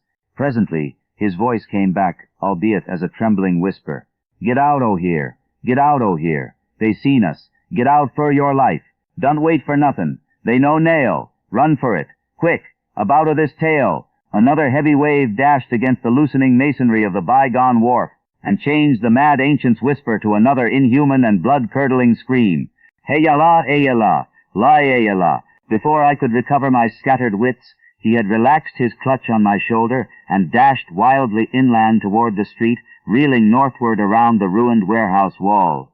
I glanced back at the sea, but there was nothing there, and when I reached Water Street and looked along it toward the north, there was no remaining trace of Zadok Allen. I can hardly describe the mood in which I was left by this harrowing episode, an episode at once mad and pitiful, grotesque and terrifying. The grocery boy had prepared me for it, yet the reality left me none the less bewildered and disturbed. Puerile though the story was, old Zadok's insane earnestness and horror had communicated to me a mounting unrest, which joined with my earlier sense of loathing for the town and its blight of intangible shadow. Later I might sift the tale and extract some nucleus of historic allegory. Just now I wished to put it out of my head. The hour had grown perilously late. My watch said 7:15, and the Arkham bus left Town Square at 8, so I tried to give my thoughts as neutral and practical a cast as possible, meanwhile walking rapidly through the deserted streets of gaping roofs and leaning houses toward the hotel where I had checked my valise and would find my bus. Though the golden light of late afternoon gave the ancient roofs and decrepit chimneys an air of mystic loveliness and peace, I could not help glancing over my shoulder now and then. I would surely be very glad to get out of malodorous and fear-shadowed Innsmouth, and wished there were some other vehicle than the bus driven by that sinister-looking fellow sergeant. Yet I did not hurry too precipitately, for there were architectural details worth viewing at every silent corner, and I could easily, I calculated, cover the necessary distance in a half-hour. Studying the grocery youth's map and seeking a route I had not traversed before, I chose Marsh Street instead of State for my approach to Town Square. Near the corner of Fall Street, I began to see scattered groups of furtive whisperers, and when I finally reached the square, I saw that almost all the loiterers were congregated around the door of the Gilman house. It seemed as if many bulging, watery, unwinking eyes looked oddly at me as I claimed my valise in the lobby, and I hoped that none of these unpleasant creatures would be my fellow passengers on the coach. The bus, rather early, rattled in with 3 passengers somewhat before 8, and an evil-looking fellow on the sidewalk muttered a few indistinguishable words to the driver, threw out a mail bag and a roll of newspapers, and entered the hotel, while the passengers, the same men whom I had seen arriving in Newburyport that morning, shambled to the sidewalk and exchanged some faint guttural words with a loafer in a language I could have sworn was not English. I boarded the empty coach and took the same seat I had taken before, but was hardly settled before Sargent reappeared and began mumbling in a throaty voice of peculiar repulsiveness. I was, it appeared, in very bad luck. There had been something wrong with the engine, despite the excellent time made from Newburyport, and the bus could not complete the journey to Arkham. No, it could not possibly be repaired that night, nor was there any other way of getting transportation out of Innsmouth, either to Arkham or elsewhere. Sargent was sorry, but I would have to stop over at the Gilman. Probably the clerk would make the price easy for me. But there was nothing else to do. Almost dazed by this sudden obstacle, and violently dreading the fall of night in this decaying and half-unlighted town, I left the bus and re-entered the hotel lobby, where the sullen, queer-looking night clerk told me I could have room 428 on next the top floor, large, but without running water, for $1. Despite what I had heard of this hotel in Newburyport, I signed the register, paid my $1, let the clerk take my valise, and followed that sour, solitary attendant up 3 creaking flights of stairs past dusty corridors which seemed wholly devoid of life. My room, a dismal rear one with 2 windows and bare, cheap furnishings, overlooked a dingy courtyard otherwise hemmed in by low, deserted brick blocks, and commanded a view of decrepit westward-stretching roofs, with a marshy countryside beyond. At the end of the corridor was a bathroom, a discouraging relic with ancient marble bowl, tin tub, faint electric light, and musty wooden paneling around all the plumbing fixtures. It being still daylight, I descended to the square and looked around for a dinner of some sort, noticing as I did so the strange glances I received from the unwholesome loafers. Since the grocery was closed, I was forced to patronize the restaurant I had shunned before, a stooped, narrow-headed man with staring, unwinking eyes, and a flat-nosed wench with unbelievably thick, clumsy hands being in attendance. The service was of the counter type, and it relieved me to find that much was evidently served from cans and packages. A bowl of vegetable soup with crackers was enough for me, and I soon headed back for my cheerless room at the Gilman, getting an evening paper and a fly-speck magazine from the evil-visaged clerk at the rickety stand beside his desk. As twilight deepened, I turned on the one feeble electric bulb over the cheap iron-framed bed, and tried as best I could to continue the reading I had begun. I felt it advisable to keep my mind wholesomely occupied, for it would not do to brood over the abnormalities of this ancient, blight-shadowed town while I was still within its borders. The insane yarn I had heard from the aged drunkard did not promise very pleasant dreams, and I felt I must keep the image of his wild, watery eyes as far as possible from my imagination. Also, I must not dwell on what that factory inspector had told the Newburyport ticket agent about the Gilman house and the voices of its nocturnal tenants. Not on that, nor on the face beneath the tiara in the black church doorway, the face for whose horror my conscious mind could not account. It would perhaps have been easier to keep my thoughts from disturbing topics had the room not been so gruesomely musty. As it was, the lethal mustiness blended hideously with the town's general fishy odor and persistently focused one's fancy on death and decay. Another thing that disturbed me was the absence of a bolt on the door of my room. One had been there, as marks clearly shewed, but there were signs of recent removal. No doubt it had become out of order, like so many other things in this decrepit edifice. In my nervousness I looked around and discovered a bolt on the clothes press, which seemed to be of the same size, judging from the marks, as the one formerly on the door. To gain a partial relief from the general tension, I busied myself by transferring this hardware to the vacant place with the aid of a handy 3-in-1 device, including a screwdriver which I kept on my key ring. The bolt fitted perfectly, and I was somewhat relieved when I knew that I could shoot it firmly upon retiring. Not that I had any real apprehension of its need, but that any symbol of security was welcome in an environment of this kind. There were adequate bolts on the 2 lateral doors to connecting rooms, and these I proceeded to fasten. I did not undress, but decided to read till I was sleepy, and then lie down with only my coat, collar, and shoes off. Taking a pocket flashlight from my valise, I placed it in my trousers so that I could read my watch if I woke up later in the dark. Drowsiness, however, did not come, and when I stopped to analyze my thoughts, I found to my disquiet that I was really unconsciously listening for something which I dreaded but could not name. That inspector's story must have worked on my imagination more deeply than I had suspected. Again I tried to read, but found that I made no progress. After a time I seemed to hear the stairs and corridors creak at intervals as if with footsteps, and wondered if the other rooms were beginning to fill up. There were no voices, however, and it struck me that there was something subtly furtive about the creaking. I did not like it, and debated whether I had better try to sleep at all. This town had some queer people, and there had undoubtedly been several disappearances. Was this one of those inns where travelers were slain for their money? Surely I had no look of excessive prosperity, or were the townsfolk really so resentful about curious visitors? Had my obvious sightseeing, with its frequent map consultations, aroused unfavorable notice? It occurred to me that I must be in a highly nervous state to let a few random creakings set me off speculating in this fashion, but I regretted none the less that I was unarmed.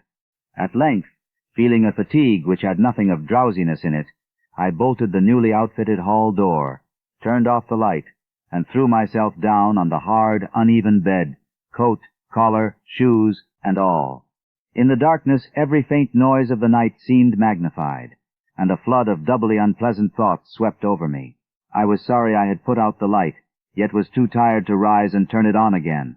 Then, after a long, dreary interval, and prefaced by a fresh creaking of stairs and corridor, there came that soft, damnably unmistakable sound which seemed like a malign fulfillment of all my apprehensions.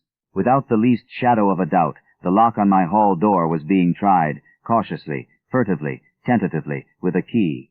My sensations upon recognizing this sign of actual peril were perhaps less rather than more tumultuous because of my previous vague fears.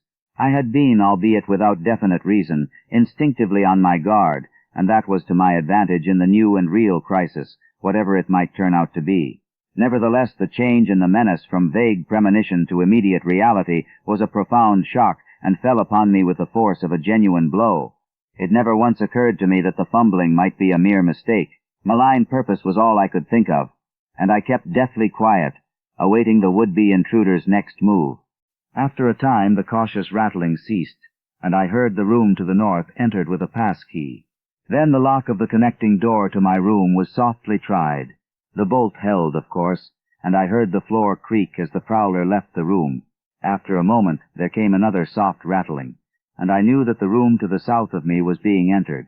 Again a furtive trying of a bolted connecting door, and again a receding creaking. This time the creaking went along the hall and down the stairs, so I knew that the prowler had realized the bolted condition of my doors, and was giving up his attempt for a greater or lesser time, as the future would shew. The readiness with which I fell into a plan of action proves that I must have been subconsciously fearing some menace, and considering possible avenues of escape for hours. From the first I felt that the unseen fumbler meant a danger not to be met or dealt with, but only to be fled from as precipitately as possible. The one thing to do was to get out of that hotel alive as quickly as I could, and through some channel other than the front stairs and lobby. Rising softly and throwing my flashlight on the switch, I sought to light the bulb over my bed in order to choose and pocket some belongings for a swift, valleyless flight. Nothing, however, happened, and I saw that the power had been cut off. Clearly some cryptic evil movement was afoot on a large scale. Just what I could not say. As I stood pondering with my hand on the now useless switch, I heard a muffled creaking on the floor below, and thought I could barely distinguish voices in conversation. A moment later I felt less sure that the deeper sounds were voices, since the apparent hoarse barkings and loose-syllabled croakings bore so little resemblance to recognized human speech. Then I thought with renewed force of what the factory inspector had heard in the night, in this moldering and pestilential building. Having filled my pockets with the flashlight's aid, I put on my hat and tiptoed to the windows to consider chances of descent. Despite the state safety regulations, there was no fire escape on this side of the hotel, and I saw that my windows commanded only a sheer 3-story drop to the cobbled courtyard. On the right and left, however, some ancient brick business blocks abutted on the hotel, their slant roofs coming up to a reasonable jumping distance from my 4th-story level. To reach either of these lines of buildings, I would have to be in a room 2 doors from my own, in one case on the north and in the other case on the south, and my mind instantly set to work, calculating what chances I had of making the transfer. I could not, I decided, risk an emergence into the corridor, where my footsteps would surely be heard, and where the difficulties of entering the desired room would be insuperable. My progress, if it was to be made at all, would have to be through the less solidly built connecting doors of the rooms, the locks and bolts of which I would have to force violently, using my shoulder as a battering ram whenever they were set against me. This, I thought, would be possible owing to the rickety nature of the house and its fixtures. But I realized I could not do it noiselessly. I would have to count on sheer speed and the chance of getting to a window before any hostile forces became coordinated enough to open the right door toward me with a pass-key. My own outer door I reinforced by pushing the bureau against it, little by little, in order to make a minimum of sound. I perceived that my chances were very slender, and was fully prepared for any calamity. Even getting to another roof would not solve the problem, for there would then remain the task of reaching the ground and escaping from the town. One thing in my favor was the deserted and ruinous state of the abutting buildings, and the number of skylights gaping blackly open in each row. Gathering from the grocery boy's map that the best route out of town was southward, I glanced first at the connecting door on the south side of the room. It was designed to open in my direction. Hence I saw, after drawing the bolt and finding other fastenings in place, it was not a favorable one for forcing. Accordingly, abandoning it as a route, I cautiously moved the bedstead against it, to hamper any attack which might be made on it later, from the next room. The door on the north was hung to open away from me, and this, though a test proved it to be locked or bolted from the other side, I knew must be my route. If I could gain the roofs of the buildings in Payne Street and descend successfully to the ground level, I might perhaps dart through the courtyard and the adjacent or opposite buildings to Washington or Bates, or else emerge in Payne and edge around southward into Washington. In any case, I would aim to strike Washington somehow and get quickly out of the town square region. My preference would be to avoid Payne, since the fire station there might be open all night. As I thought of these things, I looked out over the squalid sea of decaying roofs below me, now brightened by the beams of a moon not much past full. On the right, the black gash of the river gorge clove the panorama, abandoned factories and railway station clinging barnacle-like to its sides. Beyond it, the rusted railway and the Rowley Road led off through a flat, marshy terrain dotted with islets of higher and drier scrub-grown land. On the left, the creek-threaded countryside was nearer, the narrow road to Ipswich gleaming white in the moonlight. I could not see from my side of the hotel the southward route toward Arkham, which I had determined to take. I was irresolutely speculating on when I had better attack the northward door, and on how I could least audibly manage it, when I noticed that the vague noises underfoot had given place to a fresh and heavier creaking of the stairs. A wavering flicker of light shooed through my transom, and the boards of the corridor began to groan with a ponderous load. Muffled sounds of possible vocal origin approached, and at length a firm knock came at my outer door. For a moment I simply held my breath, and waited. Eternities seemed to elapse, and the nauseous, fishy odor of my environment seemed to mount suddenly and spectacularly. Then the knocking was repeated continuously, and with growing insistence. I knew that the time for action had come, and forthwith drew the bolt of the northward connecting door, bracing myself for the task of battering it open. The knocking waxed louder, and I hoped that its volume would cover the sound of my efforts. At last, beginning my attempt, I lunged again and again at the thin paneling with my left shoulder, heedless of shock or pain. The door resisted even more than I had expected, but I did not give in. And all the while the clamor at the outer door increased. Finally the connecting door gave, but with such a crash that I knew those outside must have heard. Instantly the outside knocking became a violent battering, while keys sounded ominously in the hall doors of the rooms on both sides of me. Rushing through the newly opened connection, I succeeded in bolting the northerly hall door before the lock could be turned, but even as I did so, I heard the hall door of the third room, the one from whose window I had hoped to reach the roof below, being tried with a pass-key. For an instant I felt absolute despair, since my trapping in a chamber with no window egress seemed complete. A wave of almost abnormal horror swept over me, and invested with a terrible but unexplainable singularity. The flashlight glimpsed dust prints made by the intruder who had lately tried my door from this room. Then, with a dazed automatism which persisted despite hopelessness, I made for the next connecting door and performed the blind motion of pushing at it in an effort to get through and granting that fastenings might be as providentially intact as in this second room, bolt the hall door beyond before the lock could be turned from outside. Sheer fortunate chance gave me my reprieve, for the connecting door before me was not only unlocked but actually ajar. In a second I was through, and had my right knee and shoulder against a hall door which was visibly opening inward. My pressure took the opener off guard, for the thing shut as I pushed, so that I could slip the well-conditioned bolt as I had done with the other door. As I gained this respite, I heard the battering at the two other doors abate, while a confused clatter came from the connecting door I had shielded with the bedstead. Evidently the bulk of my assailants had entered the southerly room and were massing in a lateral attack, but at the same moment a pass-key sounded in the next door to the north, and I knew that a nearer peril was at hand. The northward connecting door was wide open, but there was no time to think about checking the already turning lock in the hall. All I could do was to shut and bolt the open connecting door, as well as its mate on the opposite side, pushing a bedstead against the one and a bureau against the other, and moving a washstand in front of the hall door. I must, I saw, trust to such makeshift barriers to shield me till I could get out the window and on the roof of the Payne Street block. But even in this acute moment, my chief horror was something apart from the immediate weakness of my defenses. I was shuddering because not one of my pursuers, despite some hideous pantings, gruntings, and subdued barkings at odd intervals, was uttering an unmuffled or intelligible vocal sound. As I moved the furniture and rushed toward the windows, I heard a frightful scurrying along the corridor toward the room north of me, and perceived that the southward battering had ceased. Plainly, most of my opponents were about to concentrate against the feeble connecting door, which they knew must open directly on me. Outside, the moon played on the ridgepole of the block below, and I saw that the jump would be desperately hazardous because of the steep surface on which I must land.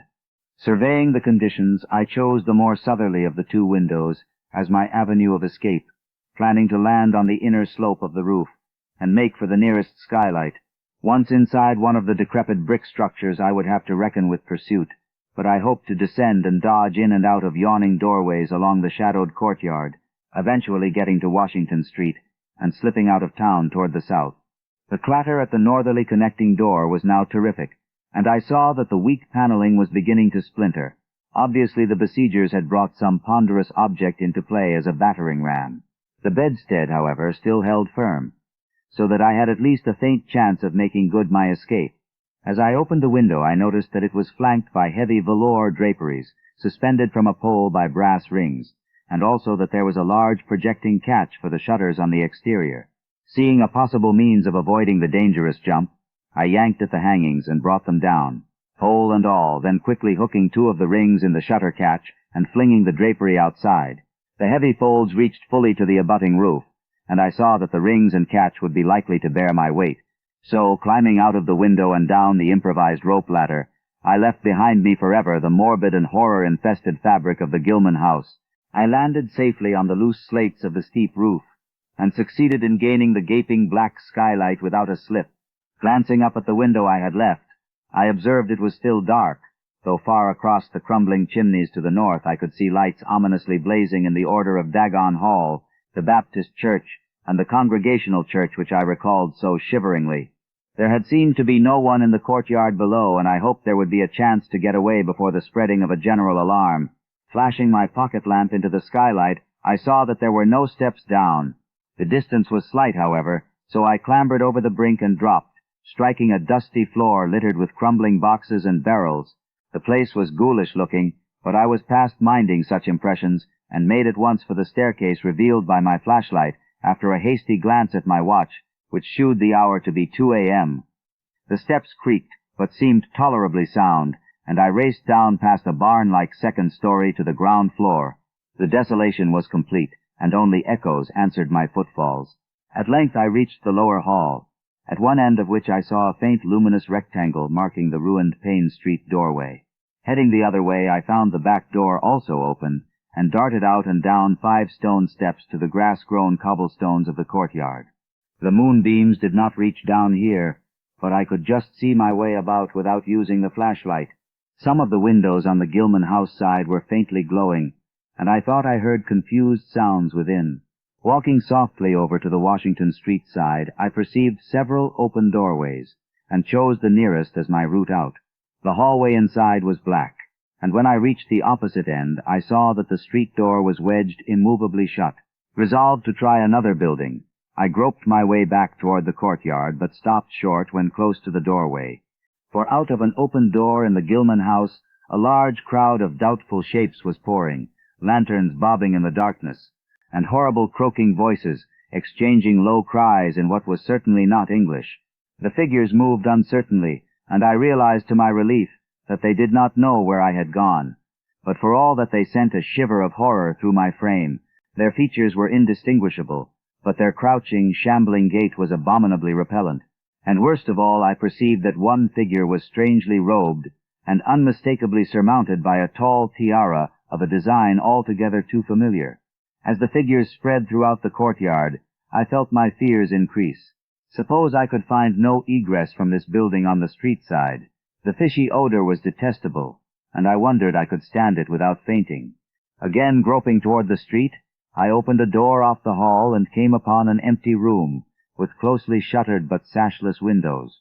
Fumbling in the rays of my flashlight, I found I could open the shutters, and in another moment had climbed outside and was carefully closing the aperture in its original manner. I was now in Washington Street, and for the moment saw no living thing, nor any light save that of the moon. From several directions in the distance, however, I could hear the sound of hoarse voices, of footsteps, and of a curious kind of pattering which did not sound quite like footsteps. Plainly, I had no time to lose.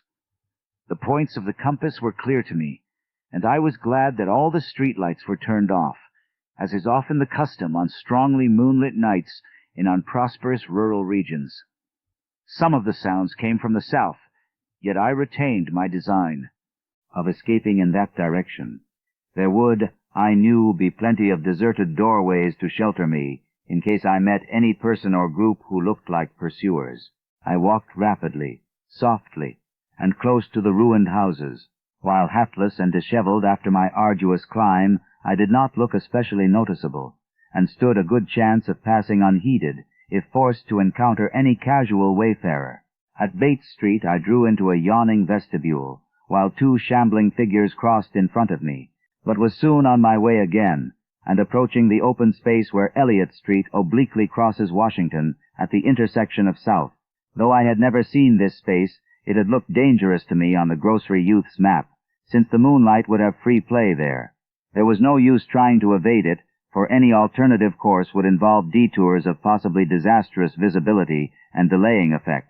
The only thing to do was to cross it boldly and openly, imitating the typical shamble of the Innsmouth folk as best I could, and trusting that no one, or at least no pursuer of mine, would be there. Just how fully the pursuit was organized, and indeed just what its purpose might be, I could form no idea. There seemed to be unusual activity in the town, but I judged that the news of my escape from the Gilman had not yet spread. I would, of course, soon have to shift from Washington to some other southward street, for that party from the hotel would doubtless be after me. I must have left dust prints in that last old building, revealing how I had gained the street. The open space was, as I had expected, strongly moonlit, and I saw the remains of a park-like iron-railed green in its center. Fortunately, no one was about, though a curious sort of buzz or roar seemed to be increasing in the direction of Town Square. South Street was very wide, leading directly down a slight declivity to the waterfront and commanding a long view out at sea, and I hoped that no one would be glancing up it from afar as I crossed in the bright moonlight. My progress was unimpeded, and no fresh sound arose to hint that I had been spied. Glancing about me, I involuntarily let my pace slacken for a second to take in the sight of the sea, gorgeous in the burning moonlight at the street's end. Far out beyond the breakwater was the dim, dark line of Devil Reef, and as I glimpsed it, I could not help thinking of all the hideous legends I had heard in the last 34 hours, legends which portrayed this ragged rock as a veritable gateway to realms of unfathomed horror and inconceivable abnormality. Then, without warning, I saw the intermittent flashes of light on the distant reef. They were definite and unmistakable, and awaked in my mind a blind horror beyond all rational proportion. My muscles tightened for panic flight, held in only by a certain unconscious caution and half-hypnotic fascination, and to make matters worse, there now flashed forth from the lofty cupola of the Gilman house, which loomed up to the northeast behind me, a series of analogous though differently spaced gleams, which could be nothing less than an answering signal. Controlling my muscles, and realizing afresh how plainly visible I was, I resumed my brisker and feignedly shambling pace, though keeping my eyes on that hellish and ominous reef as long as the opening of South Street gave me a seaward view. What the whole proceeding meant, I could not imagine, unless it involved some strange rite connected with Devil Reef, or unless some party had landed from a ship on that sinister rock. I now bent to the left around the ruinous green, still gazing toward the ocean as it blazed in the spectral summer moonlight, and watching the cryptical flashing of those nameless, unexplainable beacons. It was then that the most horrible impression of all was borne in upon me, the impression which destroyed my last vestige of self-control, and set me running frantically southward past the yawning black doorways and fishily staring windows of that deserted nightmare street. For at a closer glance I saw that the moonlit waters between the reef and the shore were far from empty. They were alive with a teeming horde of shapes swimming inward toward the town, and even at my vast distance and in my single moment of perception, I could tell that the bobbing heads and flailing arms were alien and aberrant in a way scarcely to be expressed or consciously formulated. My frantic running ceased before I had covered a block, for at my left I began to hear something like the hue and cry of organized pursuit. There were footsteps and guttural sounds, and a rattling motor wheezed south along Federal Street. In a second all my plans were utterly changed, for if the southward highway were blocked ahead of me, I must clearly find another egress from Innsmouth. I paused and drew into a gaping doorway, reflecting how lucky I was to have left the moonlit open space before these pursuers came down the parallel street. A second reflection was less comforting. Since the pursuit was down another street, it was plain that the party was not following me directly. It had not seen me, but was simply obeying a general plan of cutting off my escape. This, however, implied that all roads leading out of Innsmouth were similarly patrolled, for the denizens could not have known what route I intended to take. If this were so, I would have to make my retreat across country away from any road. But how could I do that in view of the marshy and creek-riddled nature of all the surrounding region? For a moment my brain reeled, both from sheer hopelessness and from a rapid increase in the omnipresent fishy odor. Then I thought of the abandoned railway to Rowley, whose solid line of ballasted, weed-grown earth still stretched off to the northwest from the crumbling station on the edge of the river gorge. There was just a chance that the townsfolk would not think of that, since its briar-choked desertion made it half impassable, and the unlikeliest of all avenues for a fugitive to choose. I had seen it clearly from my hotel window, and knew about how it lay. Most of its earlier length was uncomfortably visible from the Rowley Road, and from high places in the town itself, but one could perhaps crawl inconspicuously through the undergrowth. At any rate, it would form my only chance of deliverance, and there was nothing to do but try it. Drawing inside the hall of my deserted shelter, I once more consulted the grocery boy's map with the aid of the flashlight.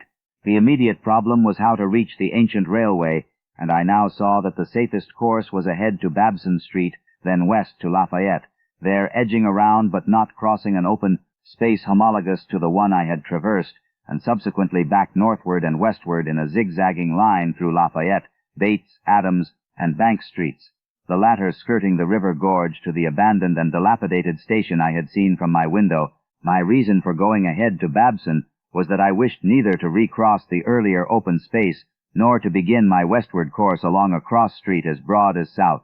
Starting once more, I crossed the street to the right-hand side in order to edge around into Babson as inconspicuously as possible. Noises still continued in Federal Street, and as I glanced behind me, I thought I saw a gleam of light near the building through which I had escaped.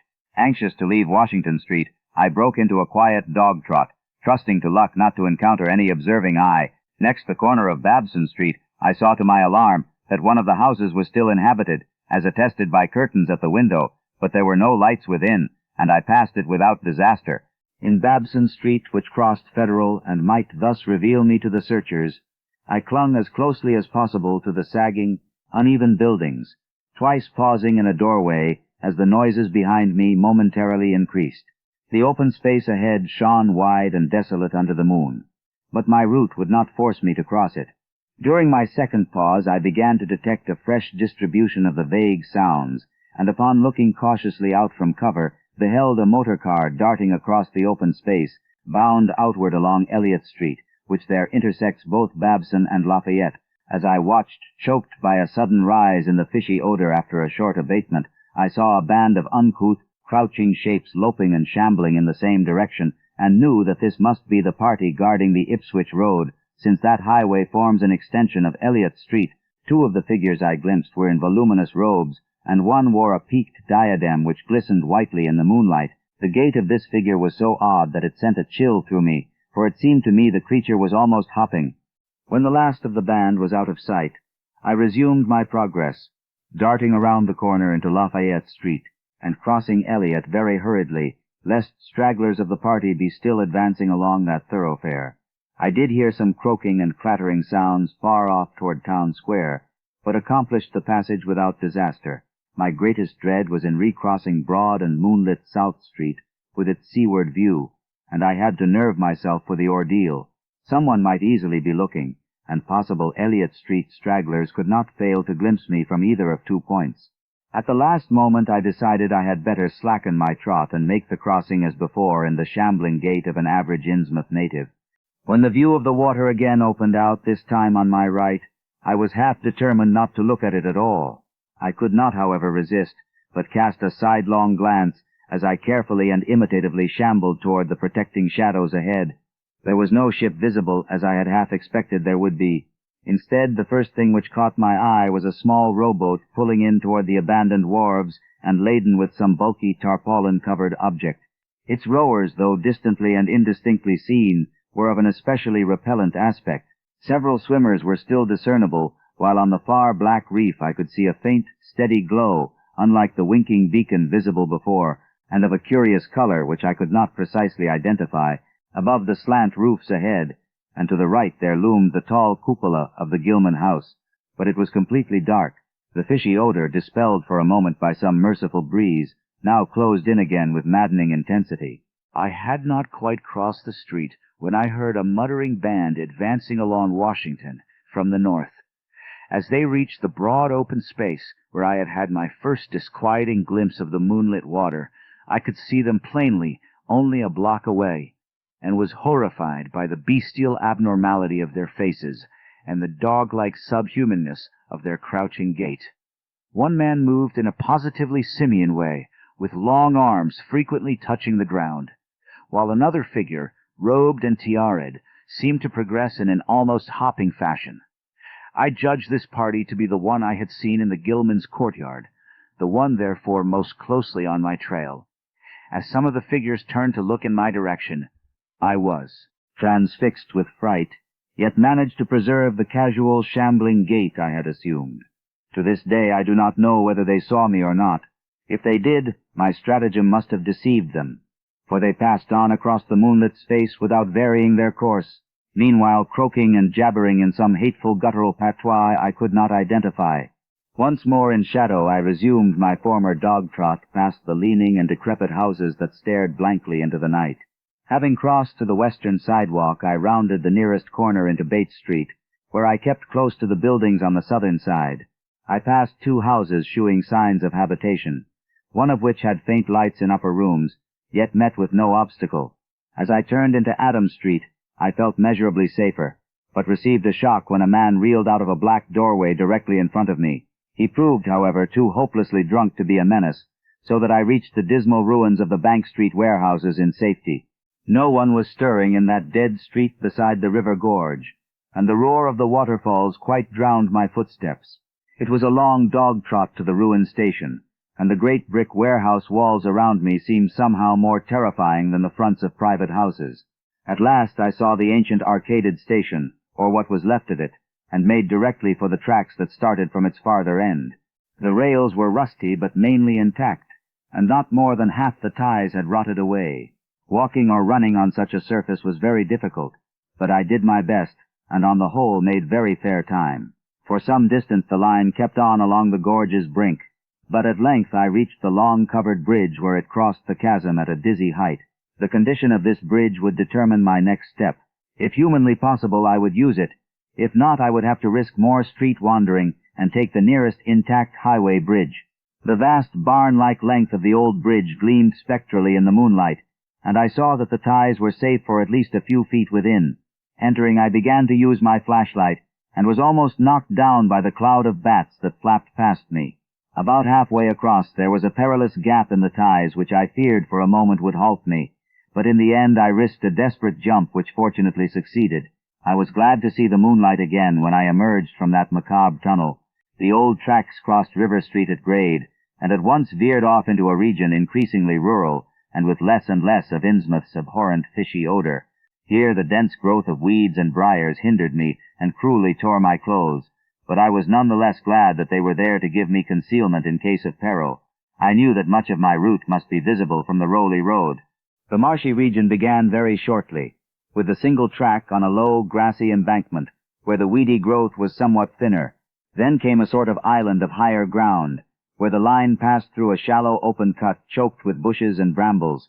I was very glad of this partial shelter, since at this point the Rowley Road was uncomfortably near, according to my window view. At the end of the cut it would cross the track and swerve off to a safer distance, but meanwhile I must be exceedingly careful. I was by this time thankfully certain that the railway itself was not patrolled. Just before entering the cut I glanced behind me, but saw no pursuer. The ancient spires and roofs of decaying Innsmouth gleamed lovely and ethereal in the magic yellow moonlight, and I thought of how they must have looked in the old days before the shadow fell. Then, as my gaze circled inland from the town, something less tranquil arrested my notice, and held me immobile for a second. What I saw, or fancied I saw, was a disturbing suggestion of undulant motion, far to the south, a suggestion which made me conclude that a very large horde must be pouring out of the city along the level Ipswich Road. The distance was great, and I could distinguish nothing in detail, but I did not at all like the look of that moving column. It undulated too much, and glistened too brightly in the rays of the now westering moon. There was a suggestion of sound, too, though the wind was blowing the other way, a suggestion of bestial scraping and bellowing, even worse than the muttering of the parties I had lately overheard. All sorts of unpleasant conjectures crossed my mind. I thought of those very extreme Innsmouth types, said to be hidden in crumbling, centuried warrens near the waterfront. I thought, too, of those nameless swimmers I had seen, counting the parties so far glimpsed, as well as those presumably covering other roads. The number of my pursuers must be strangely large for a town as depopulated as Innsmouth. Whence could come the dense personnel of such a column as I now beheld? Did those ancient, unplumbed warrens teem with a twisted, uncatalogued, and unsuspected life? Or had some unseen ship indeed landed a legion of unknown outsiders on that hellish reef? Who were they? Why were they there? And if such a column of them was scouring the Ipswich Road, would the patrols on the other roads be likewise augmented? I had entered the brush-grown cut and was struggling along at a very slow pace when that damnable fishy odor again waxed dominant. Had the wind suddenly changed eastward so that it blew in from the sea and over the town? It must have, I concluded, since I now began to hear shocking guttural murmurs from that hitherto silent direction. There was another sound, too, a kind of wholesale, colossal flopping or pattering, which somehow called up images of the most detestable sort. It made me think illogically of that unpleasantly undulating column on the far-off Ipswich Road. And then both stench and sounds grew stronger, so that I paused shivering and grateful for the cut's protection. It was here, I recalled, that the Rowley Road drew so close to the old railway before crossing westward and diverging. Something was coming along that road, and I must lie low till its passage and vanishment in the distance. Thank heaven these creatures employed no dogs for tracking, though perhaps that would have been impossible amidst the omnipresent regional odor. Crouched in the bushes of that sandy cleft, I felt reasonably safe, even though I knew the searchers would have to cross the track in front of me, not much more than 100 yards away. I would be able to see them, but they could not, except by a malign miracle, see me. All at once I began dreading to look at them as they passed. I saw the close moonlit space where they would surge by, and had curious thoughts about the irredeemable pollution of that space. They would perhaps be the worst of all Innsmouth types, something one would not care to remember. The stench waxed overpowering, and the noises swelled to a bestial babble of croaking, baying, and barking without the least suggestion of human speech. Were these indeed the voices of my pursuers? Did they have dogs after all? So far I had seen none of the lower animals in Innsmouth. That flopping or pattering was monstrous. I could not look upon the degenerate creatures responsible for it. I would keep my eyes shut till the sounds receded toward the west. The horde was very close now, the air foul with their hoarse snarlings, and the ground almost shaking with their alien-rhythmed footfalls. My breath nearly ceased to come, and I put every ounce of willpower into the task of holding my eyelids down. I am not even yet willing to say whether what followed was a hideous actuality or only a nightmare hallucination. The later action of the government, after my frantic appeals, would tend to confirm it as a monstrous truth. But could not an hallucination have been repeated under the quasi-hypnotic spell of that ancient, haunted, and shadowed town? Such places have strange properties, and the legacy of insane legend might well have acted on more than one human imagination amidst those dead, stench-cursed streets and huddles of rotting roofs and crumbling steeples. Is it not possible that the germ of an actual contagious madness lurks in the depths of that shadow over Innsmouth? Who can be sure of reality after hearing things like the tale of old Zadok Allen? The government men never found poor Zadok and have no conjectures to make as to what became of him. Where does madness leave off and reality begin? Is it possible that even my latest fear is sheer delusion? But I must try to tell what I thought I saw that night under the mocking yellow moon, saw surging and hopping down the rolly road in plain sight in front of me as I crouched among the wild brambles of that desolate railway cut. Of course my resolution to keep my eyes shut had failed. It was foredoomed to failure, for who could crouch blindly while a legion of croaking, baying entities of unknown source flopped noisomely past, scarcely more than 100 yards away? I thought I was prepared for the worst, and I really ought to have been prepared considering what I had seen before. My other pursuers had been accursedly abnormal. So should I not have been ready to face a strengthening of the abnormal element, to look upon forms in which there was no mixture of the normal at all? I did not open my eyes until the raucous clamor came loudly from a point obviously straight ahead. Then I knew that a long section of them must be plainly in sight, where the sides of the cut flattened out and the road crossed the track, and I could no longer keep myself from sampling whatever horror that leering yellow moon might have to shew. It was the end for whatever remains to me of life on the surface of this earth, of every vestige of mental peace and confidence in the integrity of nature and of the human mind. Nothing that I could have imagined, nothing even that I could have gathered had I credited old Zadok's crazy tale in the most literal way, would be in any way comparable to the demoniac, blasphemous reality that I saw, or believe I saw. I have tried to hint what it was in order to postpone the horror of writing it down baldly. Can it be possible that this planet has actually spawned such things that human eyes have truly seen as objective flesh, what man has hitherto known only in febrile fantasy and tenuous legend? And yet I saw them in a limitless stream, flopping, hopping, croaking, bleating, surging inhumanly through the spectral moonlight in a grotesque, malignant saraband of fantastic nightmare. And some of them had tall tiaras of that nameless whitish gold metal, and some were strangely robed, and one, who led the way, was clad in a ghoulishly humped black coat and striped trousers, and had a man's felt hat perched on the shapeless thing that answered for a head. I think their predominant color was a grayish-green, though they had white bellies. They were mostly shiny and slippery, but the ridges of their backs were scaly, their forms vaguely. But for all of their monstrousness, they were not unfamiliar to me. I knew too well what they must be.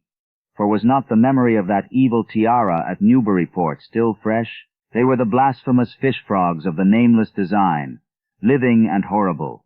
And as I saw them, I knew also of what that humped, tiaraed priest in the black church basement had so fearsomely reminded me. Their number was past guessing. It seemed to me that there were limitless swarms of them, and certainly my momentary glimpse could have shewn only the least fraction. In another instant everything was blotted out by a merciful fit of fainting, the first I had ever had. Verily Bel. Val. It was a gentle daylight rain that awaked me from my stupor in the brush-grown railway cut, and when I staggered out to the roadway ahead, I saw no trace of any prints in the fresh mud. The fishy odor, too, was gone.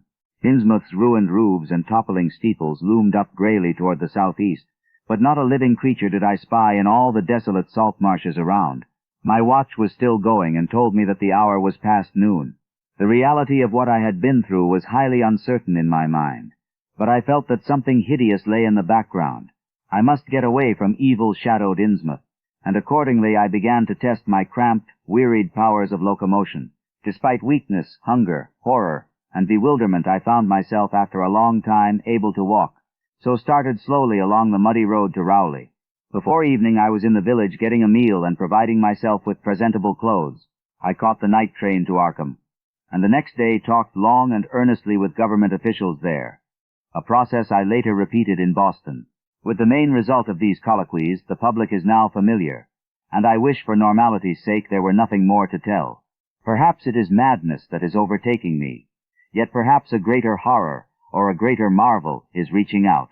As may well be imagined, I gave up most of the foreplanned features of the rest of my tour, the scenic, architectural, and antiquarian diversions on which I had counted so heavily. Nor did I dare look for that piece of strange jewelry said to be in the Miskatonic University Museum. I did, however, improve my stay in Arkham by collecting some genealogical notes I had long wished to possess. Very rough and hasty data, it is true, but capable of good use later on when I might have time to collate and codify them. The curator of the Historical Society there, Mr. E. Lapham Peabody, was very courteous about assisting me, and expressed unusual interest when I told him I was a grandson of Eliza Orne of Arkham, who was born in 1867 and had married James Williamson of Ohio at the age of 17. It seemed that a maternal uncle of mine had been there many years before on a quest much like my own, and that my grandmother's family was a topic of some local curiosity. There had, Mr. Peabody said, been considerable discussion about the marriage of her father Benjamin Orne just after the Civil War, since the ancestry of the bride was peculiarly puzzling. That bride was understood to have been an orphaned Marsh of New Hampshire, a cousin of the Essex County Marshes, but her education had been in France, and she knew very little of her family. A guardian had deposited funds in a Boston bank to maintain her and her French governess, but that guardian's name was unfamiliar to Arkham people, and in time he dropped out of sight, so that the governess assumed his role by court appointment. The Frenchwoman, now long dead, was very taciturn, and there were those who said she could have told more than she did. But the most baffling thing was the inability of anyone to place the recorded parents of the young woman, Enoch and Lydia Messervey Marsh, among the known families of New Hampshire. Possibly, many suggested, she was the natural daughter of some Marsh of prominence. She certainly had the true Marsh eyes. Most of the puzzling was done after her early death, which took place at the birth of my grandmother, her only child. Having formed some disagreeable impressions connected with the name of Marsh, I did not welcome the news that it belonged on my own ancestral tree, nor was I pleased by Mr. Peabody's suggestion that I had the true Marsh eyes myself. However, I was grateful for data which I knew would prove valuable, and took copious notes and lists of book references regarding the well-documented Orne family. I went directly home to Toledo from Boston, and later spent a month at Maumee recuperating from my ordeal. In September I entered Oberlin for my final year, and from then till the next June was busy with studies and other wholesome activities, reminded of the bygone terror only by occasional official visits from government men in connection with the campaign which my pleas and evidence had started. Around the middle of July, just a year after the Innsmouth experience, I spent a week with my late mother's family in Cleveland, checking some of my new genealogical data with the various notes, traditions, and bits of heirloom material in existence there, and seeing what kind of connected chart I could construct. I did not exactly relish the task, for the atmosphere of the Williamson home had always depressed me. There was a strain of morbidity there, and my mother had never encouraged my visiting her parents as a child, although she always welcomed her father when he came to Toledo. My Arkham-born grandmother had seemed strange and almost terrifying to me, and I do not think I grieved when she disappeared. I was 8 years old then, and it was said that she had wandered off in grief after the suicide of my Uncle Douglas, her eldest son. He had shot himself after a trip to New England, the same trip, no doubt, which had caused him to be recalled at the Arkham Historical Society. This uncle had resembled her, and I had never liked him either. Something about the staring, unwinking expression of both of them had given me a vague, unaccountable uneasiness. My mother and Uncle Walter had not looked like that. They were like their father, though poor little cousin Lawrence, Walter's son, had been an almost perfect duplicate of his grandmother before his condition took him to the permanent seclusion of a sanitarium at Canton. I had not seen him in 4 years, but my uncle once implied that his state, both mental and physical, was very bad. This worry had probably been a major cause of his mother's death 2 years before. My grandfather and his widowed son Walter now comprised the Cleveland household, but the memory of older times hung thickly over it. I still disliked the place, and tried to get my researches done as quickly as possible. Williamson records and traditions were supplied in abundance by my grandfather, though for Orne material I had to depend on my Uncle Walter.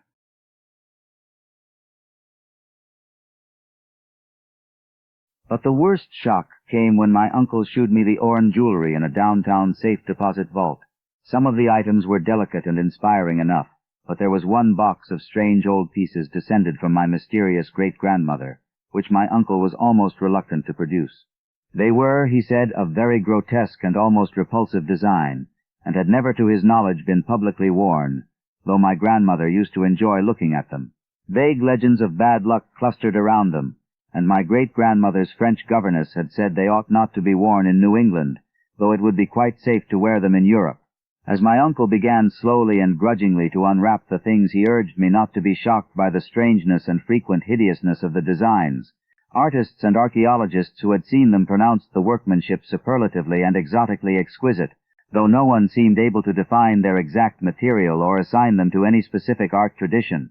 There were 2 armlets, a tiara, and a kind of pectoral, the latter having in high relief certain figures of almost unbearable extravagance. During this description I had kept a tight rein on my emotions, but my face must have betrayed my mounting fears. My uncle looked concerned, and paused in his unwrapping to study my countenance. I motioned to him to continue, which he did with renewed signs of reluctance. He seemed to expect some demonstration when the first piece, the tiara, became visible, but I doubt if he expected quite what actually happened. I did not expect it either, for I thought I was thoroughly forewarned regarding what the jewelry would turn out to be. What I did was to faint silently away, just as I had done in that briar-choked railway cut a year before. From that day on my life has been a nightmare of brooding and apprehension. Nor do I know how much is hideous truth and how much madness. My great-grandmother had been a Marsh of unknown source, whose husband lived in Arkham, and did not old Zadok say that the daughter of Obed Marsh, by a monstrous mother, was married to an Arkham man, through a trick? What was it the ancient toper had muttered about the likeness of my eyes to Captain Obed's? In Arkham, too, the curator had told me I had the true Marsh eyes. Was Obed Marsh my own great-great-grandfather? Who or what, then, was my great-great-grandmother? But perhaps this was all madness. Those whitish gold ornaments might easily have been bought from some Innsmouth sailor by the father of my great-grandmother, whoever he was. And that look in the staring-eyed faces of my grandmother and self-slain uncle might be sheer fancy on my part, sheer fancy, bolstered up by the Innsmouth shadow which had so darkly colored my imagination. But why had my uncle killed himself after an ancestral quest in New England? For more than 2 years I fought off these reflections with partial success. My father secured me a place in an insurance office, and I buried myself in routine as deeply as possible. In the winter of 1930-31, however, the dreams began. They were very sparse and insidious at first, but increased in frequency and vividness as the weeks went by. Great watery spaces opened out before me, and I seemed to wander through titanic sunken porticos and labyrinths of weedy cyclopean walls, with grotesque fishes as my companions. Then the other shapes began to appear, filling me with nameless horror the moment I awoke. But during the dreams they did not horrify me at all. I was one with them, wearing their unhuman trappings, treading their aqueous ways, and praying monstrously at their evil sea-bottom temples. There was much more than I could remember, but even what I did remember each morning would be enough to stamp me as a madman or a genius if ever I dared write it down. Some frightful influence, I felt, was seeking gradually to drag me out of the sane world of wholesome life into unnameable abysses of blackness and alienage, and the process told heavily on me. My health and appearance grew steadily worse, till finally I was forced to give up my position and adopt the static, secluded life of an invalid. Some odd nervous affliction had me in its grip, and I found myself at times almost unable to shut my eyes. It was then that I began to study the marrow with mounting alarm. The slow ravages of disease are not pleasant to watch, but in my case there was something subtler and more puzzling in the background. My father seemed to notice it too, for he began looking at me curiously and almost affrightedly. What was taking place in me? Could it be that I was coming to resemble my grandmother and Uncle Douglas? One night I had a frightful dream in which I met my grandmother under the sea.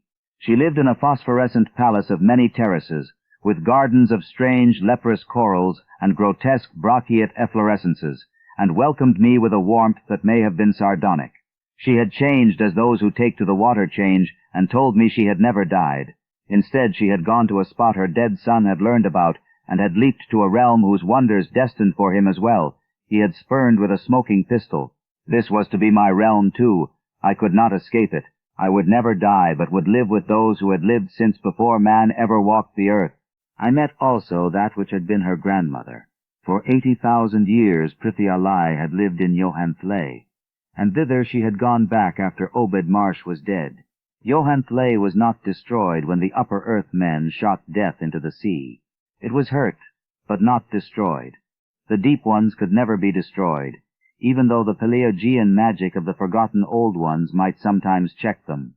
For the present they would rest, but some day, if they remembered, they would rise again for the tribute great Cthulhu craved. It would be a city greater than Innsmouth next time.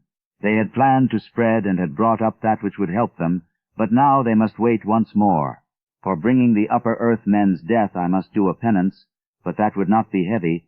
This was the dream in which I saw a Shoggoth for the first time, and the sight set me awake in a frenzy of screaming. That morning the mirror definitely told me I had acquired the Innsmouth look. So far, I have not shot myself as my Uncle Douglas did. I bought an automatic and almost took the step, but certain dreams deterred me. The tense extremes of horror are lessening, and I feel queerly drawn toward the unknown sea deeps instead of fearing them. I hear and do strange things in sleep, and awake with a kind of exaltation instead of terror. I do not believe I need to wait for the full change as most have waited. If I did, my father would probably shut me up in a sanitarium as my poor little cousin is shut up.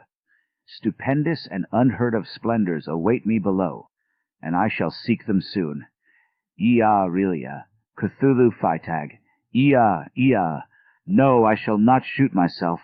I cannot be made to shoot myself. I shall plan my cousin's escape from that Canton madhouse, and together we shall go to marvel-shadowed Innsmouth. We shall swim out to that brooding reef in the sea, and dive down through black abysses to cyclopean and many-columned Ya Enfley, and in that lair of the Beep Ones we shall dwell amidst wonder and glory forever.